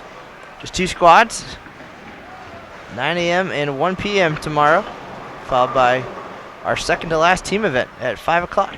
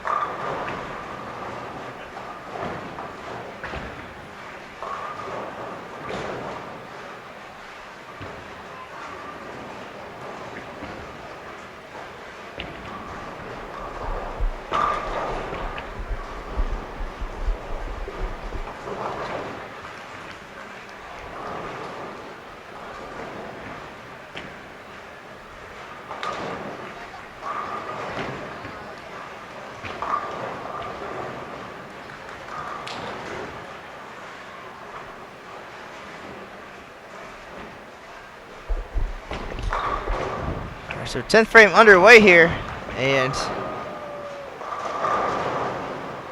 little bit of a struggle here in game number 2. Again, 892 and 854 in the opener.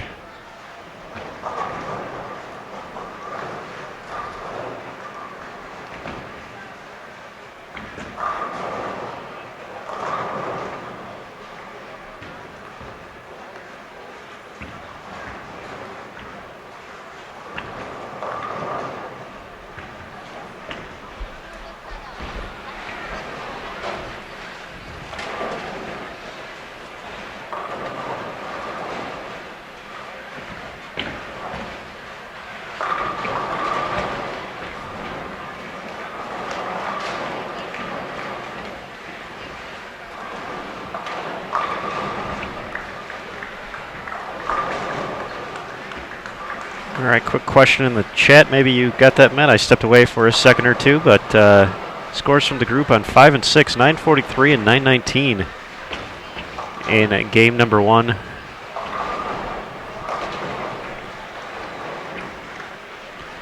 Mr. Canizaro actually headed back to the office for a quick second there, and someone in the registration area is not only tuned into the live stream, but they have it blaring throughout the registration system, so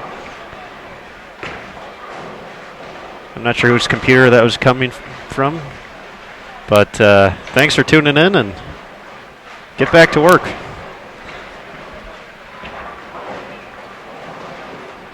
Hopefully that was still really loud and they hear that. Otherwise, that won't be nearly as funny later on.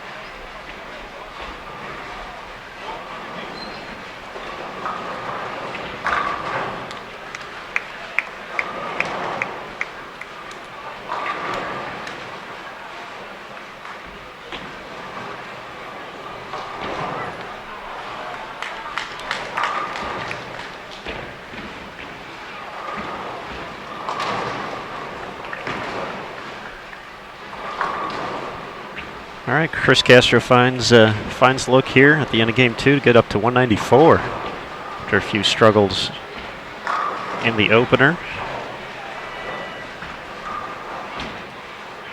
Andrew Adler looking to get to 210 with one more strike here.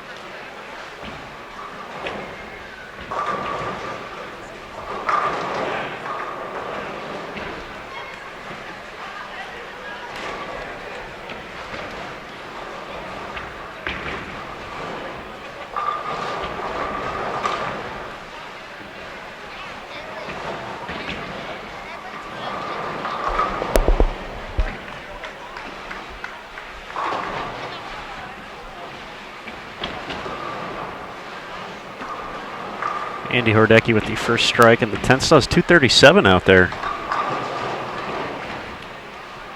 After 153 in the opener.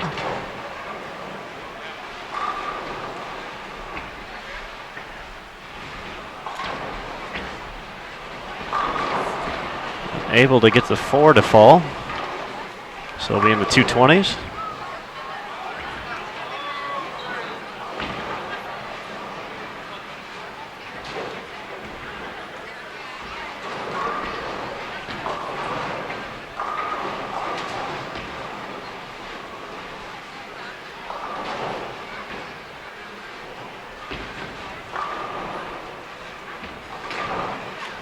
So Bowling Federation will still have an opportunity to get to 1,000 here.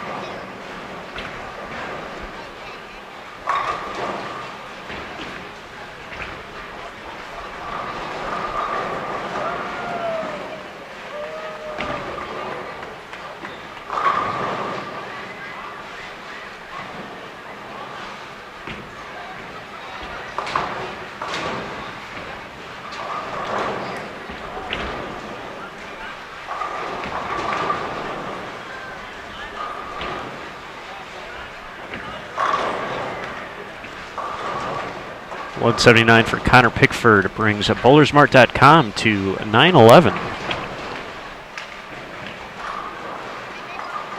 So they're at 1803 after 2 games.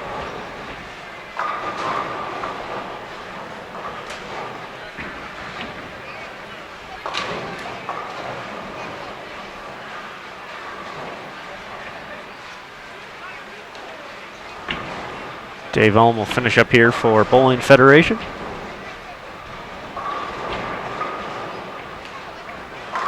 Strike gets him to 217 and 1,008. Well, these guys taking pictures for the fans as game 2 comes to a close, and can't say they're not having fun, if anything else.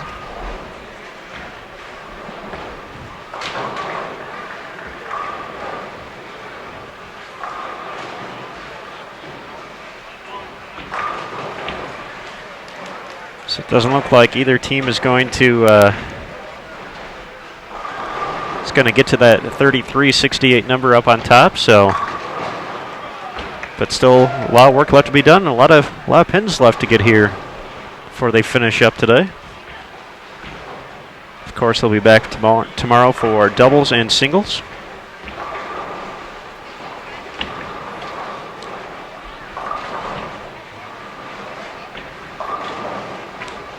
All right, as we head into game 3, I'd like to have a brief station identification, and Aaron Smith will once again thank all of our gold partners. All right, since I was put on the spot, of course, a big shout out to our gold industry partners, Columbia 300, Hammer, Kegel, and Storm, for their continued support of USBC championship events just like this and the women's championships. Of course, a big thank you to everyone joining us today. A lot of familiar names in the chat room who have been there all year. Kevin Johnson, KJ, the man, the myth, the legend himself stopping by.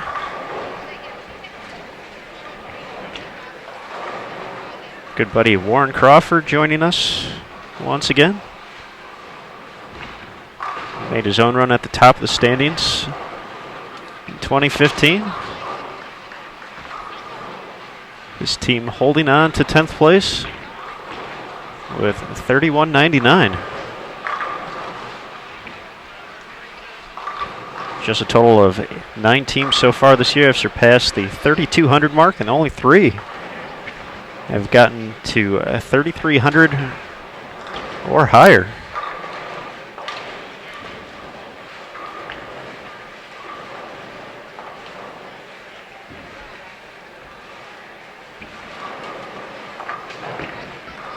going to say we've been pretty lucky so far here on Bowl TV for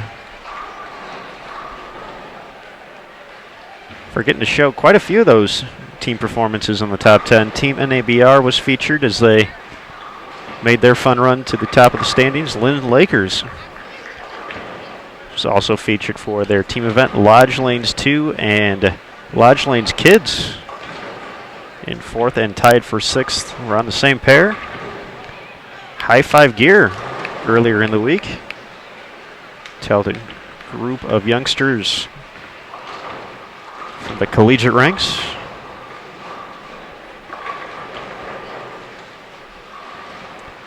So every once in a while we do get it right.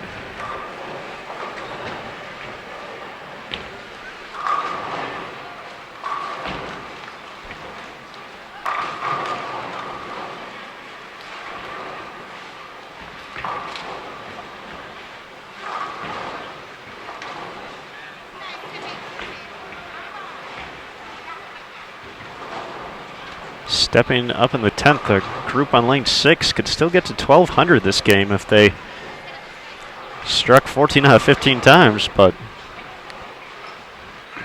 if it's out there, it can happen. So we'll get you up to date on them as they finish up game number 2.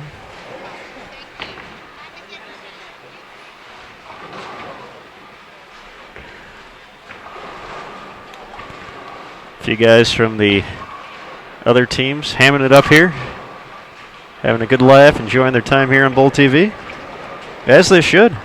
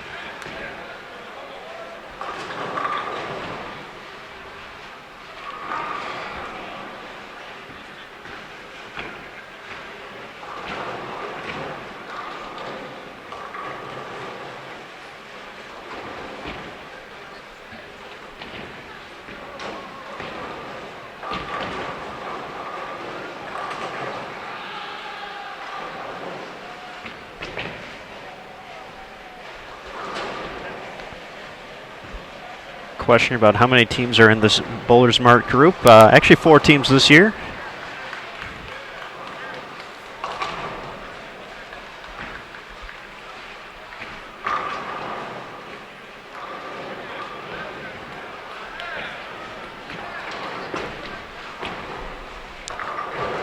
And we already saw him chime in here on the chat, but Chris Castro wanting to send a shout out to Patrick Shipley for joining and watching us here as we wrap up our 2015 live stream schedule.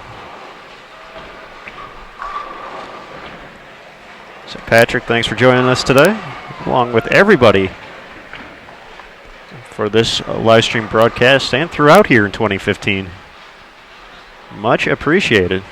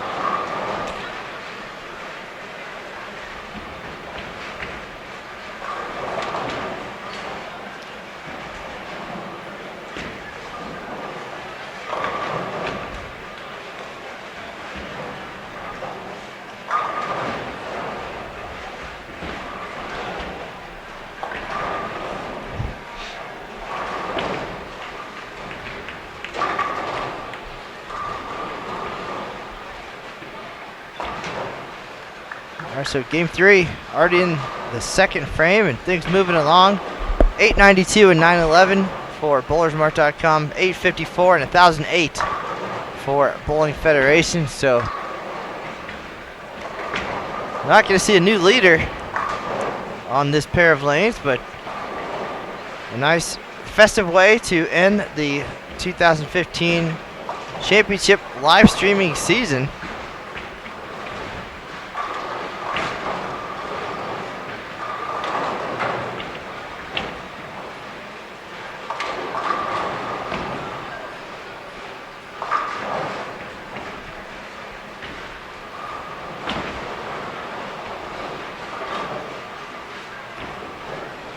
Definitely a ton of memorable moments in 2015. I know I have a few selections personally I really enjoy getting to see throughout the year, but age before beauty. We'll let you go first, Mr. Cannizzaro. All right. Well, some most memorable moments. Thank you for that, sir. And I think one of our favorite days here in 2015 was welcoming USBC Hall of Famer Bill Lillard to town. Always great to see Mr. Lillard. He's somebody who I'll say we've become good friends with over my career here, and despite recovering from a knee surgery and a bad hip, Mr. Lillard persevered.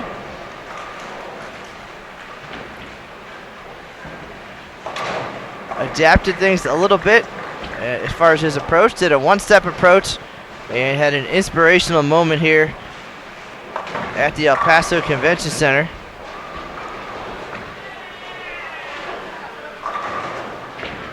While he delivered a strike to break the career pinfall record here at the Open Championships, surpassing the number of 123,770 set by Joe Norris back in 2000.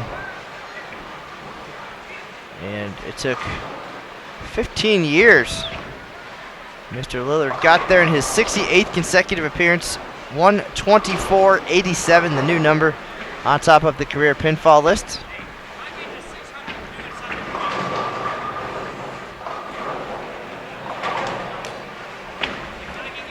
So always nice to see Mr. Lillard in such an inspirational moment as he was able to reach that record with friends and family.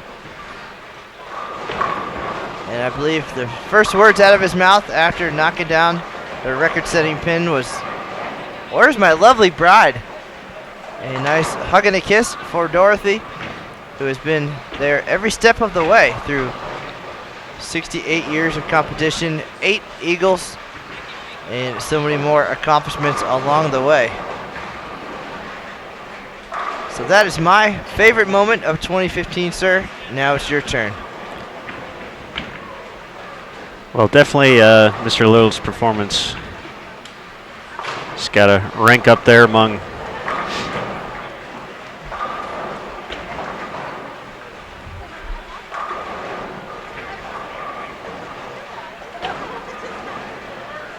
definitely got to rank up there, not only for this tournament, but probably for something I'll never forget. But definitely a few pretty cool moments, but just really memorable for me. I know Jeff Ussery is in the chat, but getting to see Norm Duke do his thing here at the Open Championships was definitely a very unique experience. Obviously, we get to see Norm a lot on ESPN and the PBA and singles competition, but getting to see him actually perform in the team event with that group, and just seeing Norm do Norm kind of things that we're used to seeing him do on TV was I thought it was pretty cool that he made transition so easy here to the Open, and some of the signature moves we've seen over the years, and another one up there, and it's something you've gotten to see plenty of. We talked about it a little bit earlier about how Matt McNeil's performance here on the lanes is only his third highest in the past few years, but I didn't get to experience those two tournaments up close, if you will. So I was right here in El Paso in 2010 for the Women's Championships, and in Reno for the Women's Championships in 12 when he made his 2 all-events runs. So getting to actually see that all unfold in person, and of course that last game needing to shoot 235, which is certainly no easy task out here, and then to see him kind of just mow it down frame after frame.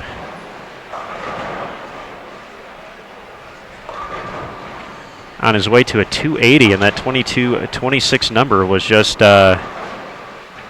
one of those just drop your jaw kind of moments, getting to know Matt in his time at the 2013 event, and getting to see him carry on with some pretty good performances for most of our standards, but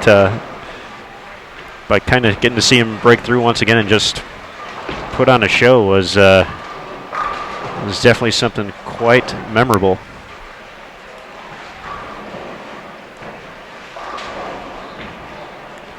So those are a few of my favorites, sir. Well, we certainly haven't seen the big numbers that we have in the last couple of years, so it's been a little bit quieter for us, and a lot of those terrific participation type moments, and of course McNeil doing the things that he does. I calculated out his average yesterday over the last 5 years since his breakout performance in 2010, and he's averaging 243. And I think this year I might have bowled at 243 one game. And he has just put up some crazy, crazy numbers and looking to make history here. If he can hold on for a couple more days, will be the already one of 5 bowlers with multiple all-events titles. Would be the first with 3 here at the OC.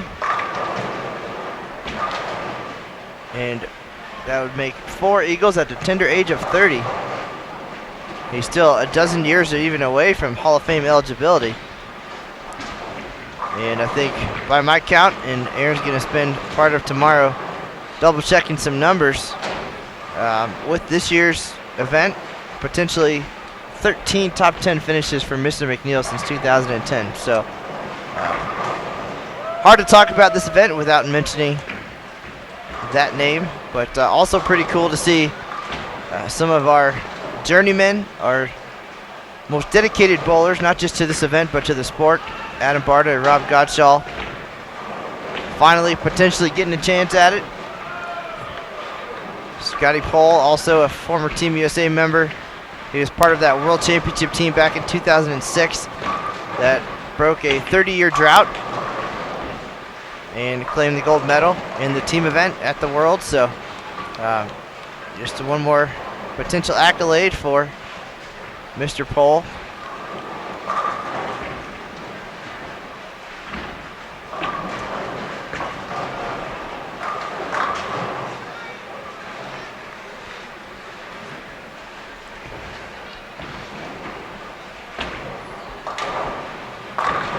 I also think that watching Sil Thiel march down center aisle for his 70th tournament appearance, just the 3rd bowler in history to reach 70 years, was pretty awesome, and had a lot of time to talk to him, and the local media just ate him up and really enjoyed his time here. And he's already scheduled for next March to make his record-tying 71st tournament appearance. So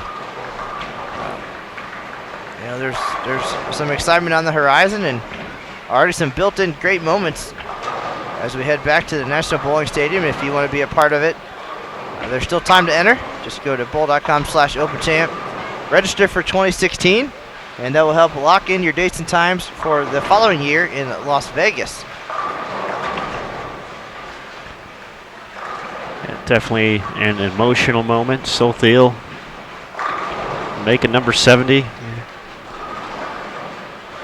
Our first opportunity to see that new 70-year award, which was very cool, showcasing all the cities he has visited on his amazing run. And next year, we'll get the opportunity to Match Hall of Famers Bill Dorman and Joe Norris. So obviously Mr. Smith, at 112 years old, this event about more than just big scores and perfect games. So much of that tradition due in part to the dedication of our bowlers. We've also welcomed a dozen more bowlers to the 50-year club here in 2015. 160, 265s, and 2 more bowlers have made it to the 100,000 pin club.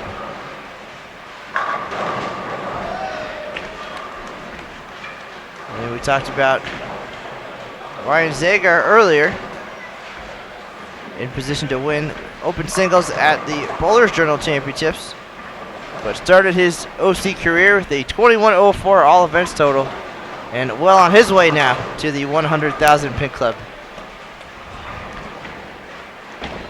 Mentioned 2100, and another guy we've talked about plenty over the years, and it wouldn't be fair if we didn't give him a mention, but Mike Shady, making it 20 years in a row of 1900.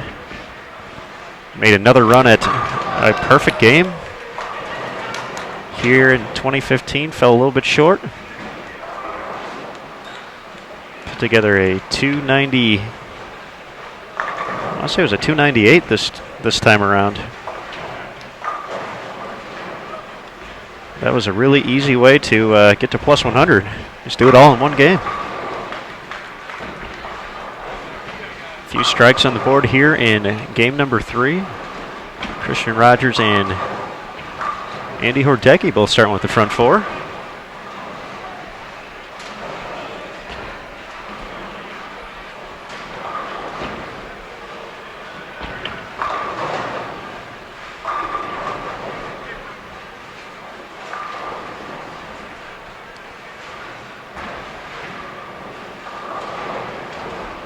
Over on lanes 5 and 6, 11-11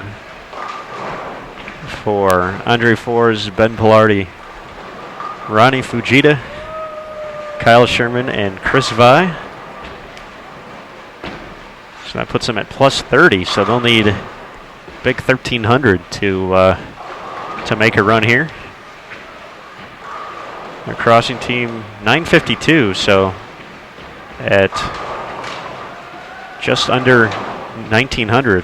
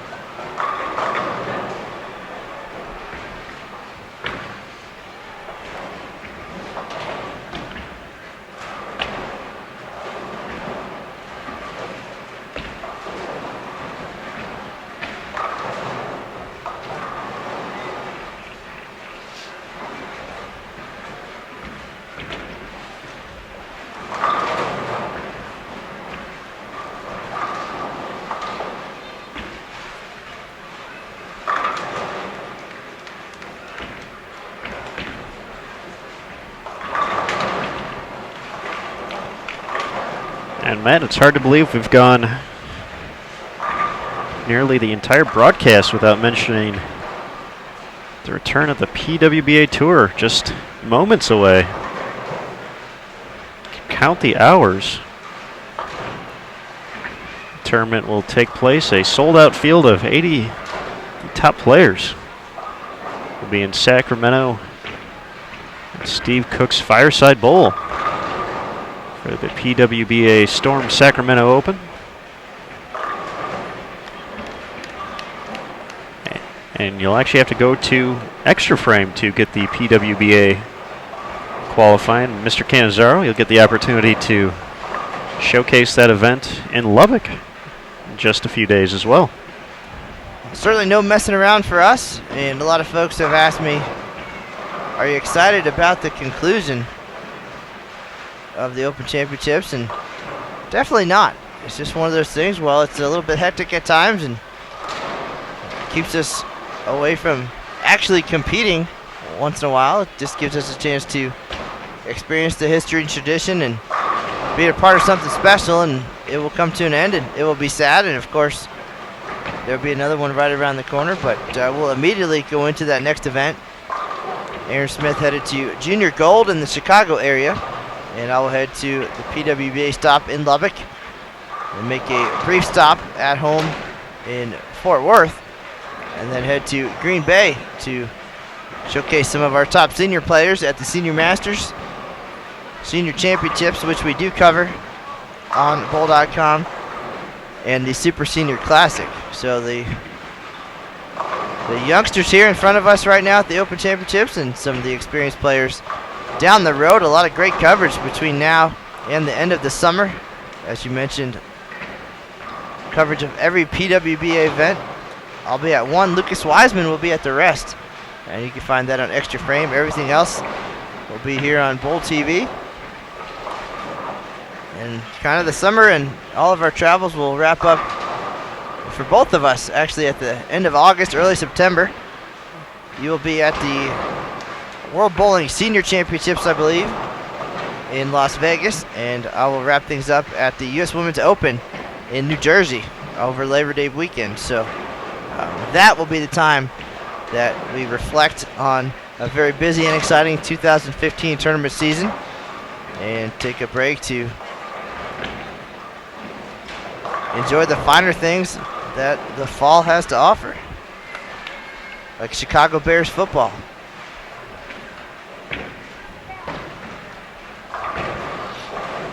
Go Bears.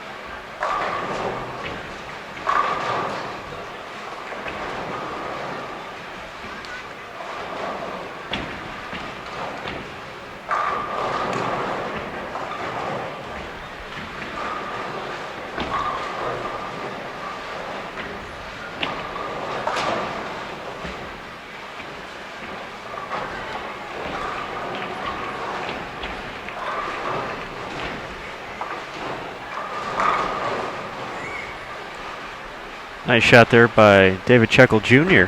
after games at 220 and 213. 5 out of 6 to start the finale here. Things are moving along here, Mr. Smith, already nearing the end of game 3. Well, definitely some strikes up on the board here, and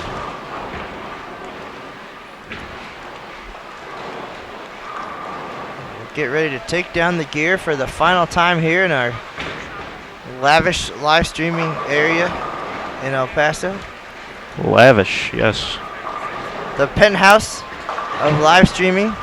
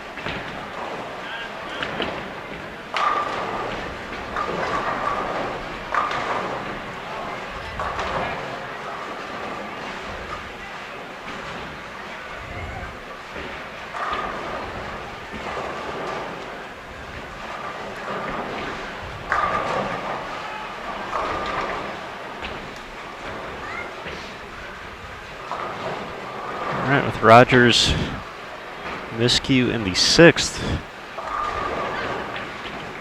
Appears we may go second consecutive year without a perfect game on the live stream.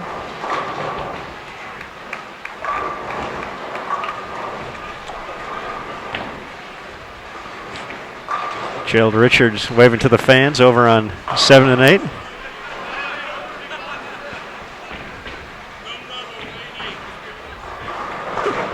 Having a little fun with it with his teammates.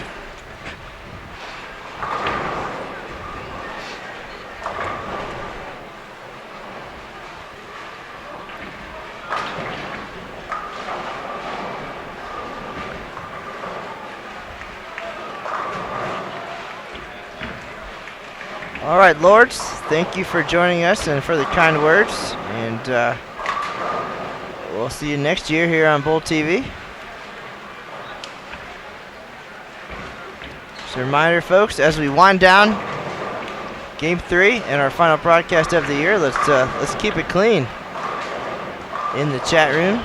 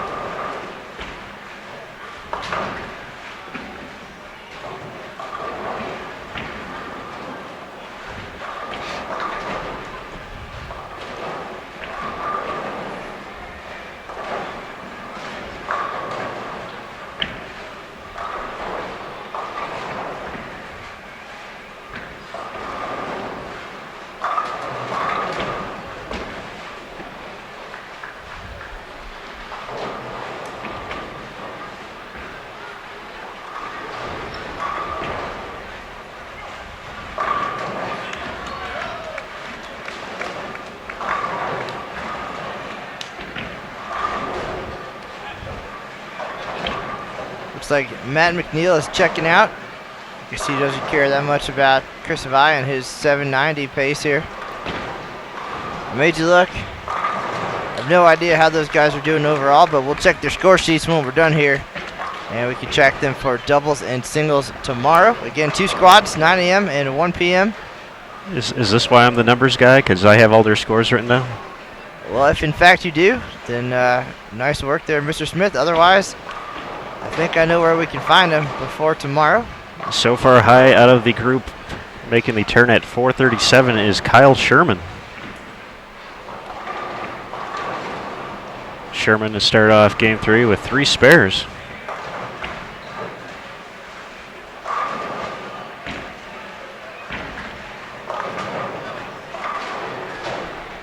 I want to thank Michael Garvey for the kind words in the chat room and for tuning in, and to everybody else for joining us all year long, and especially tonight, our final live broadcast from the 2015 USBC Open Championships. Matt Cannizzaro and Aaron Smith.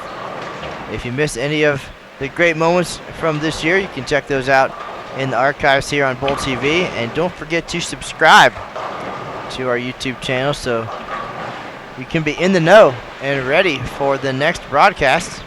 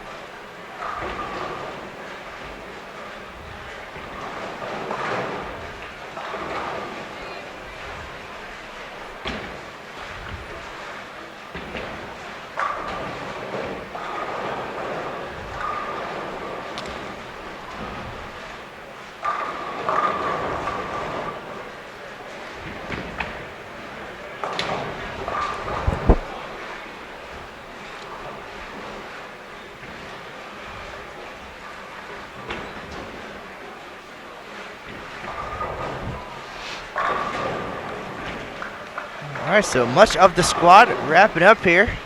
This is the 5 p.m. team event. One of 3 remaining here in 2015.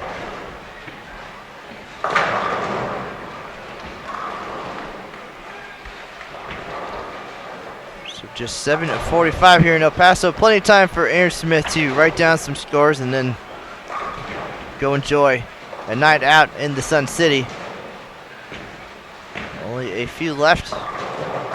We'll be out of here within a week.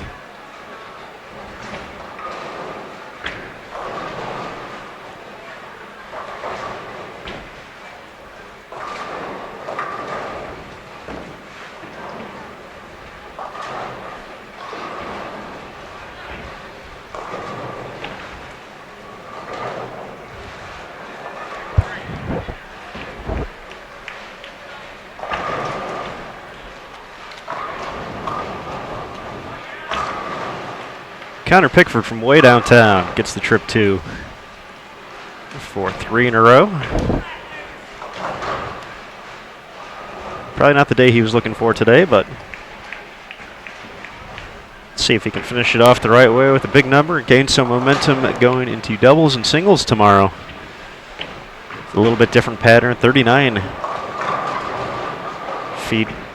It will be featured for doubles and singles. Of course, if you want a chance to look at that, be sure to visit bowl.com/openchamp. Click on the information tab.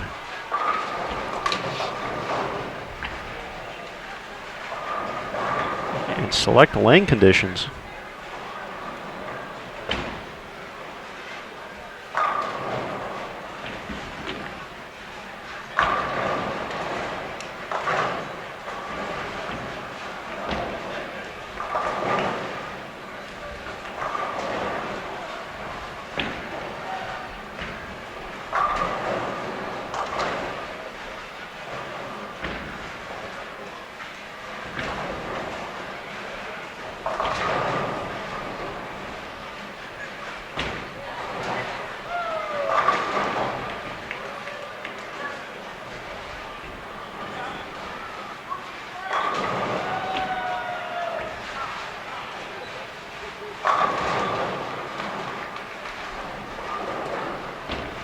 Once again, a big thanks to our hosts here in El Paso.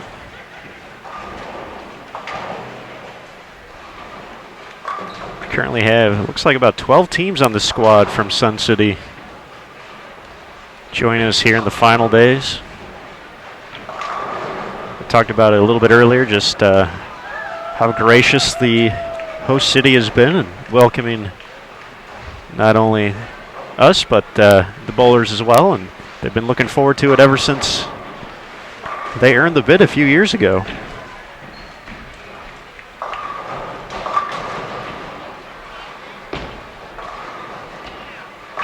So, of course, all the good folks at Destination El Paso, Brian Crow and his staff, giving the folks a chance to do a ton of stuff out here. Al Fresco Fridays every week, the food trucks outside.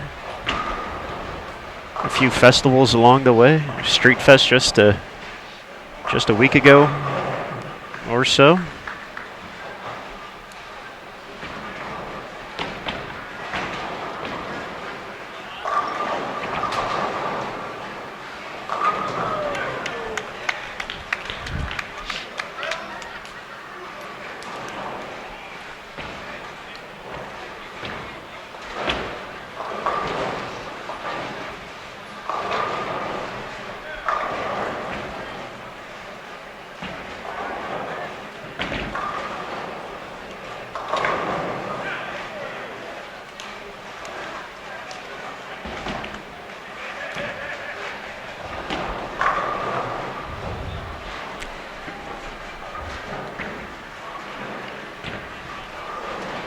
Got some more famous folks in the house. They're getting ready to bowl this weekend. We want this event to end with a bang. It is Chad Newman and Chris Hibbets from the Dallas-Fort Worth area, looking to make Adam Barta and the guys sweat a little bit in the final days of the event.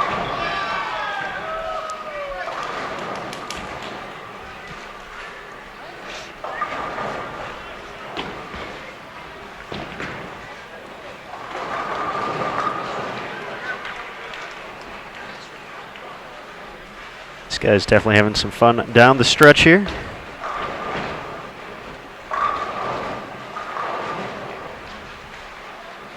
Definitely what it's all about.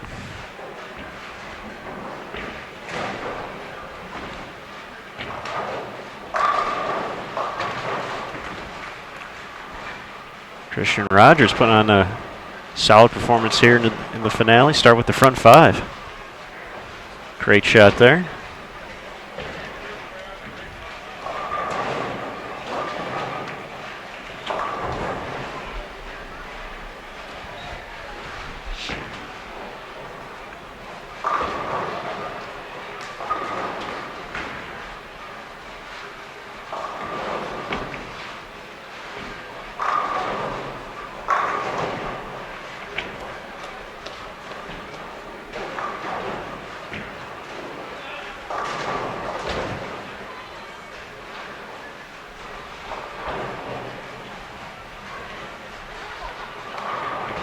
We've got a little bit of a Bowlers Mart, North Carolina, Florida rivalry going on here. So curious to see how all that shakes out when it's all said and done. Again, 4 teams having a great time here, all looking sharp in their matching jerseys and white pants.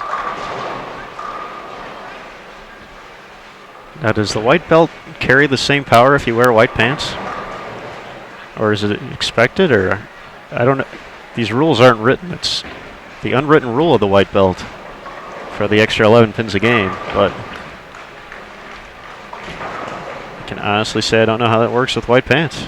Well, I believe Mr. Pickford is a big fan of the white belt typically, but can't tell from here if he's got one on or not, but he does not, so perhaps that is part of the reason for the struggles this evening. So much superstition involved in the sport of bowling.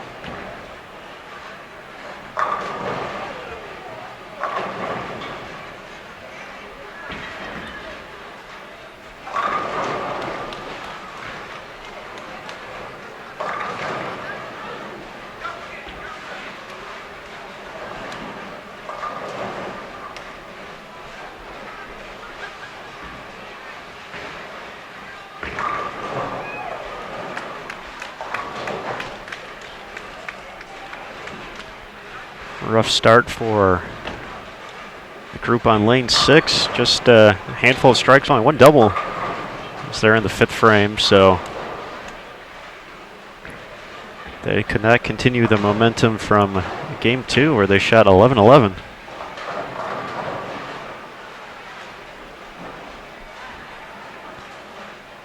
Definitely seen that a little bit this year, the ups and downs of this 38-foot oil pattern. We saw a few teams struggle out of the gates before putting it all together in the end, and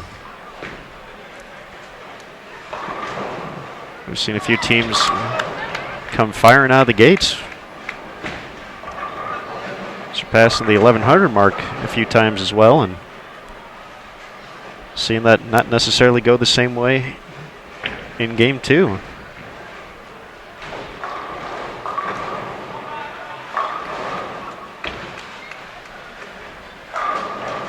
Definitely all part of the adventure. And the good news is you get to go have dinner and a cocktail and talk it over and get ready to do it again next year.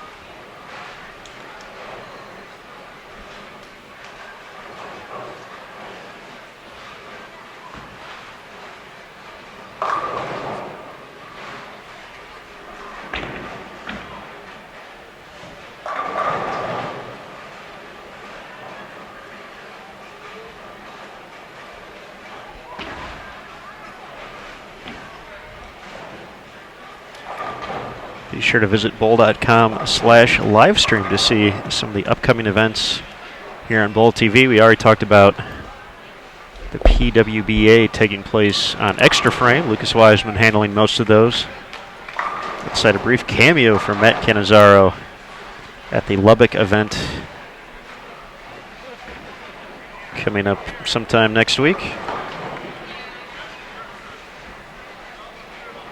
But I'll be joining Lucas in the Chicagoland area for the Junior Gold Championships presented by Storm, Roto Group, and Masters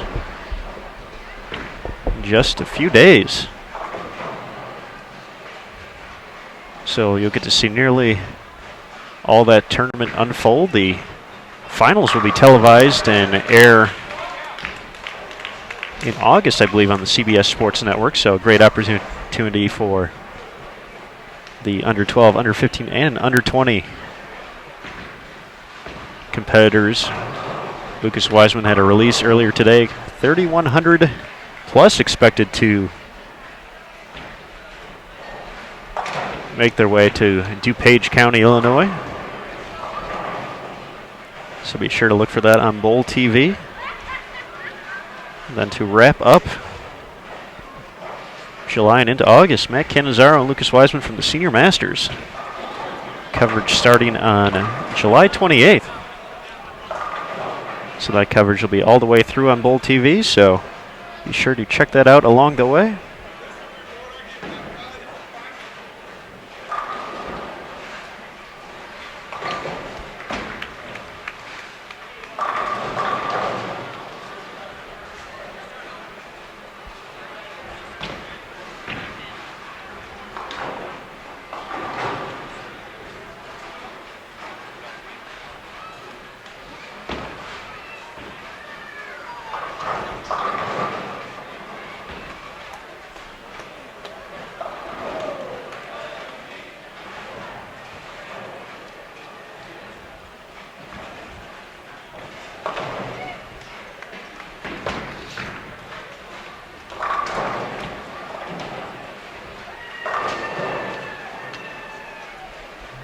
right, Mr. Smith, here we are, the final frame of the 2015 USBC Open Championships live stream schedule.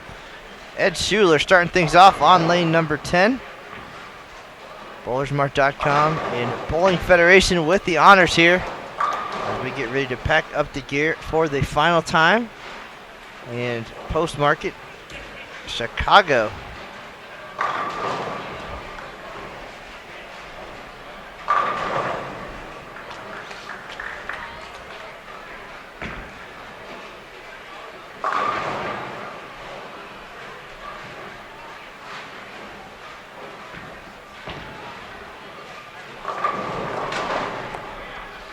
Both of these teams going to be probably a little bit lower than they hoped when the final scores all tallied up, but already both in the cash number.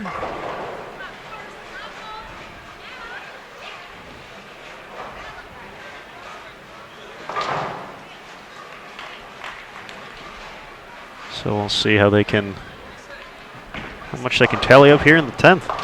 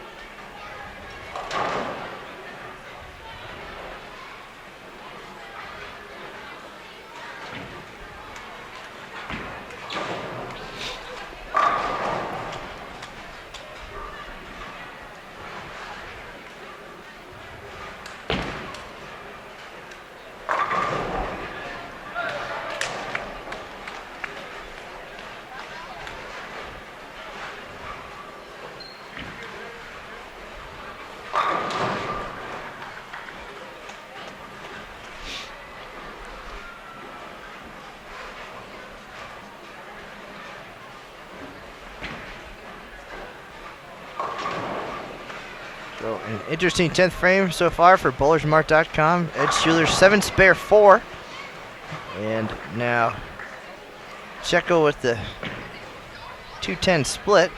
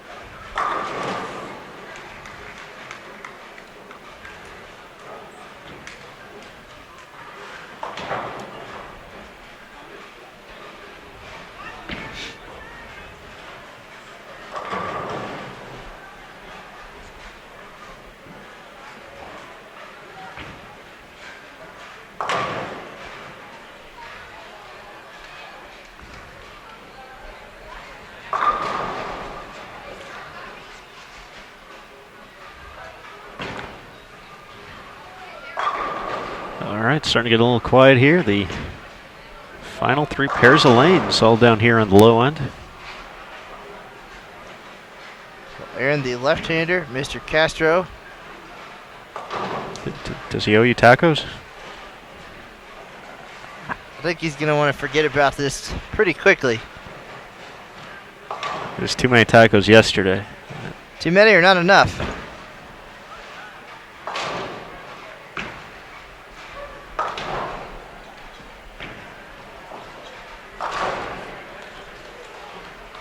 You never have too many tacos, sir. I know that's how you live your life, sir. Just one at a time. Sometimes 2. You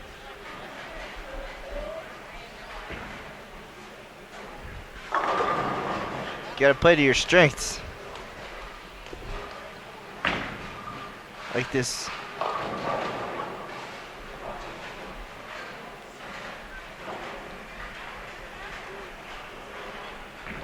Nice to see the stands full of bowling fans, youngsters even, the future for the sport.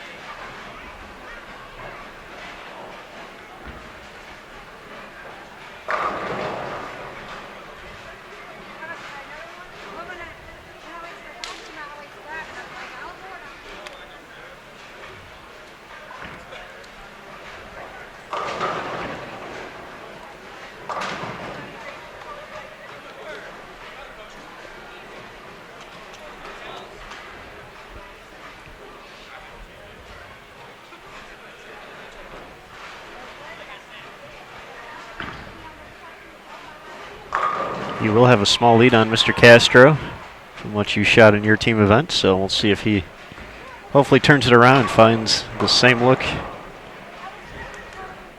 that you had, Mr. Canizaro. Who knows, maybe he'll throw a front 7 as well. And we'll get the call.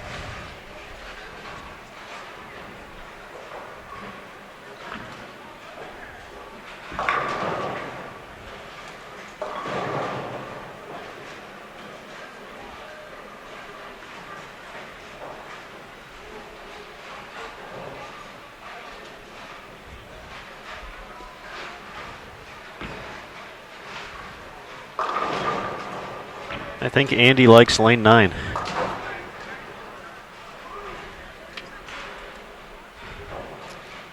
Perfect on lane 9 so far, and a few opens his last few shots on 10.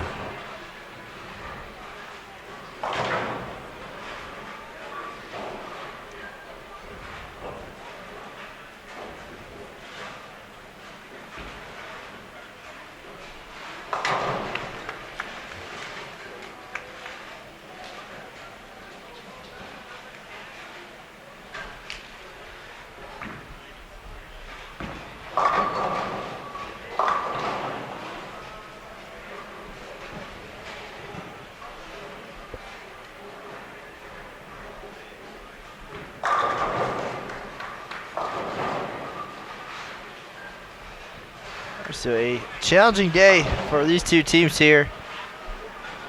And you saw it here live on Bowl TV. Bowlersmart.com. Bowling Federation about to wrap things up here.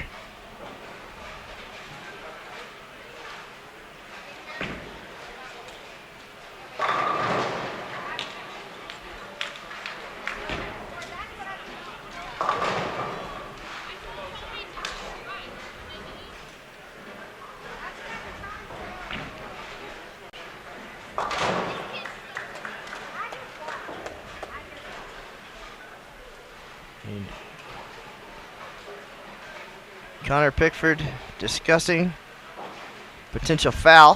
Had one in the 9th frame as well. Foul 9. And now here in the 10th.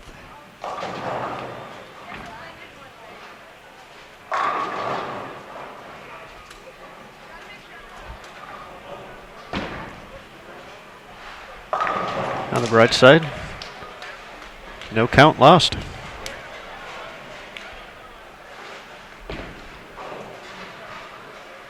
So you can get to 2:04 to finish up here to get to, or get bowlersmart.com to 27:54.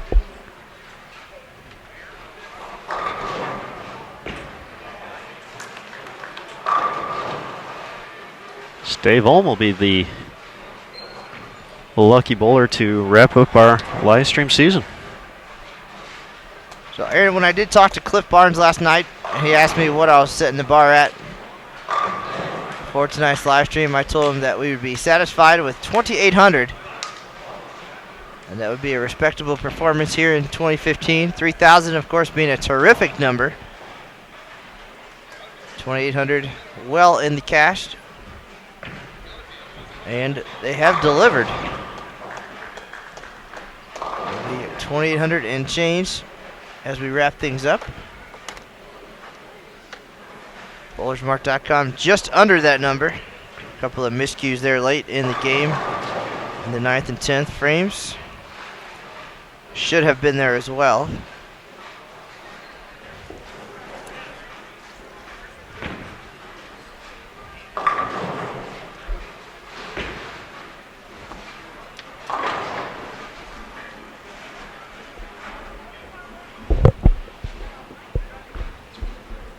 All right, and that will wrap up the 2015 USBC Open Championships live stream broadcast.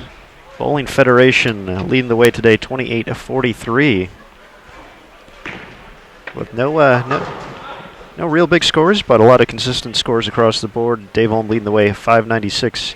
Andy Hordecki, 571. Andrew Adler, 566. Cliff Barnes, 551. And Brian Checkle, 539. Their companion team, Bowlersmart.com, 2754, with David Checkle Jr. leading the way on the pair, 639. Christian Rogers at 584. Ed Schuler 525. Connor Pickford at 519. Chris Castro 487. So, Mr. Canizaro, before I hand it off to you, just wanted to say thank you again for the opportunity to share our time here on Bowl TV once again. It's always a pleasure, even though we kid around from time to time. Wouldn't change it for the world, so thank you, sir. Well, Mr. Smith, thank you for unquitting as you did in 2011. We're glad to have you back as part of the team, a very important member of this team, and look forward to doing this again in the near future. But for now, folks, that is going to do it from El Paso and the El Paso Convention Center. We're about to wrap up 127 consecutive days of competition here, and we'll have the final results and all the news for you on Bowl.com later this weekend. But for now, thank you all for tuning in throughout the year, and we'll see you again down the road. Remember to check out the PWBA on Extra Frame coming up in a couple of days and throughout the summer. But for now, from El Paso, that's the news, and we'll see you on the lanes.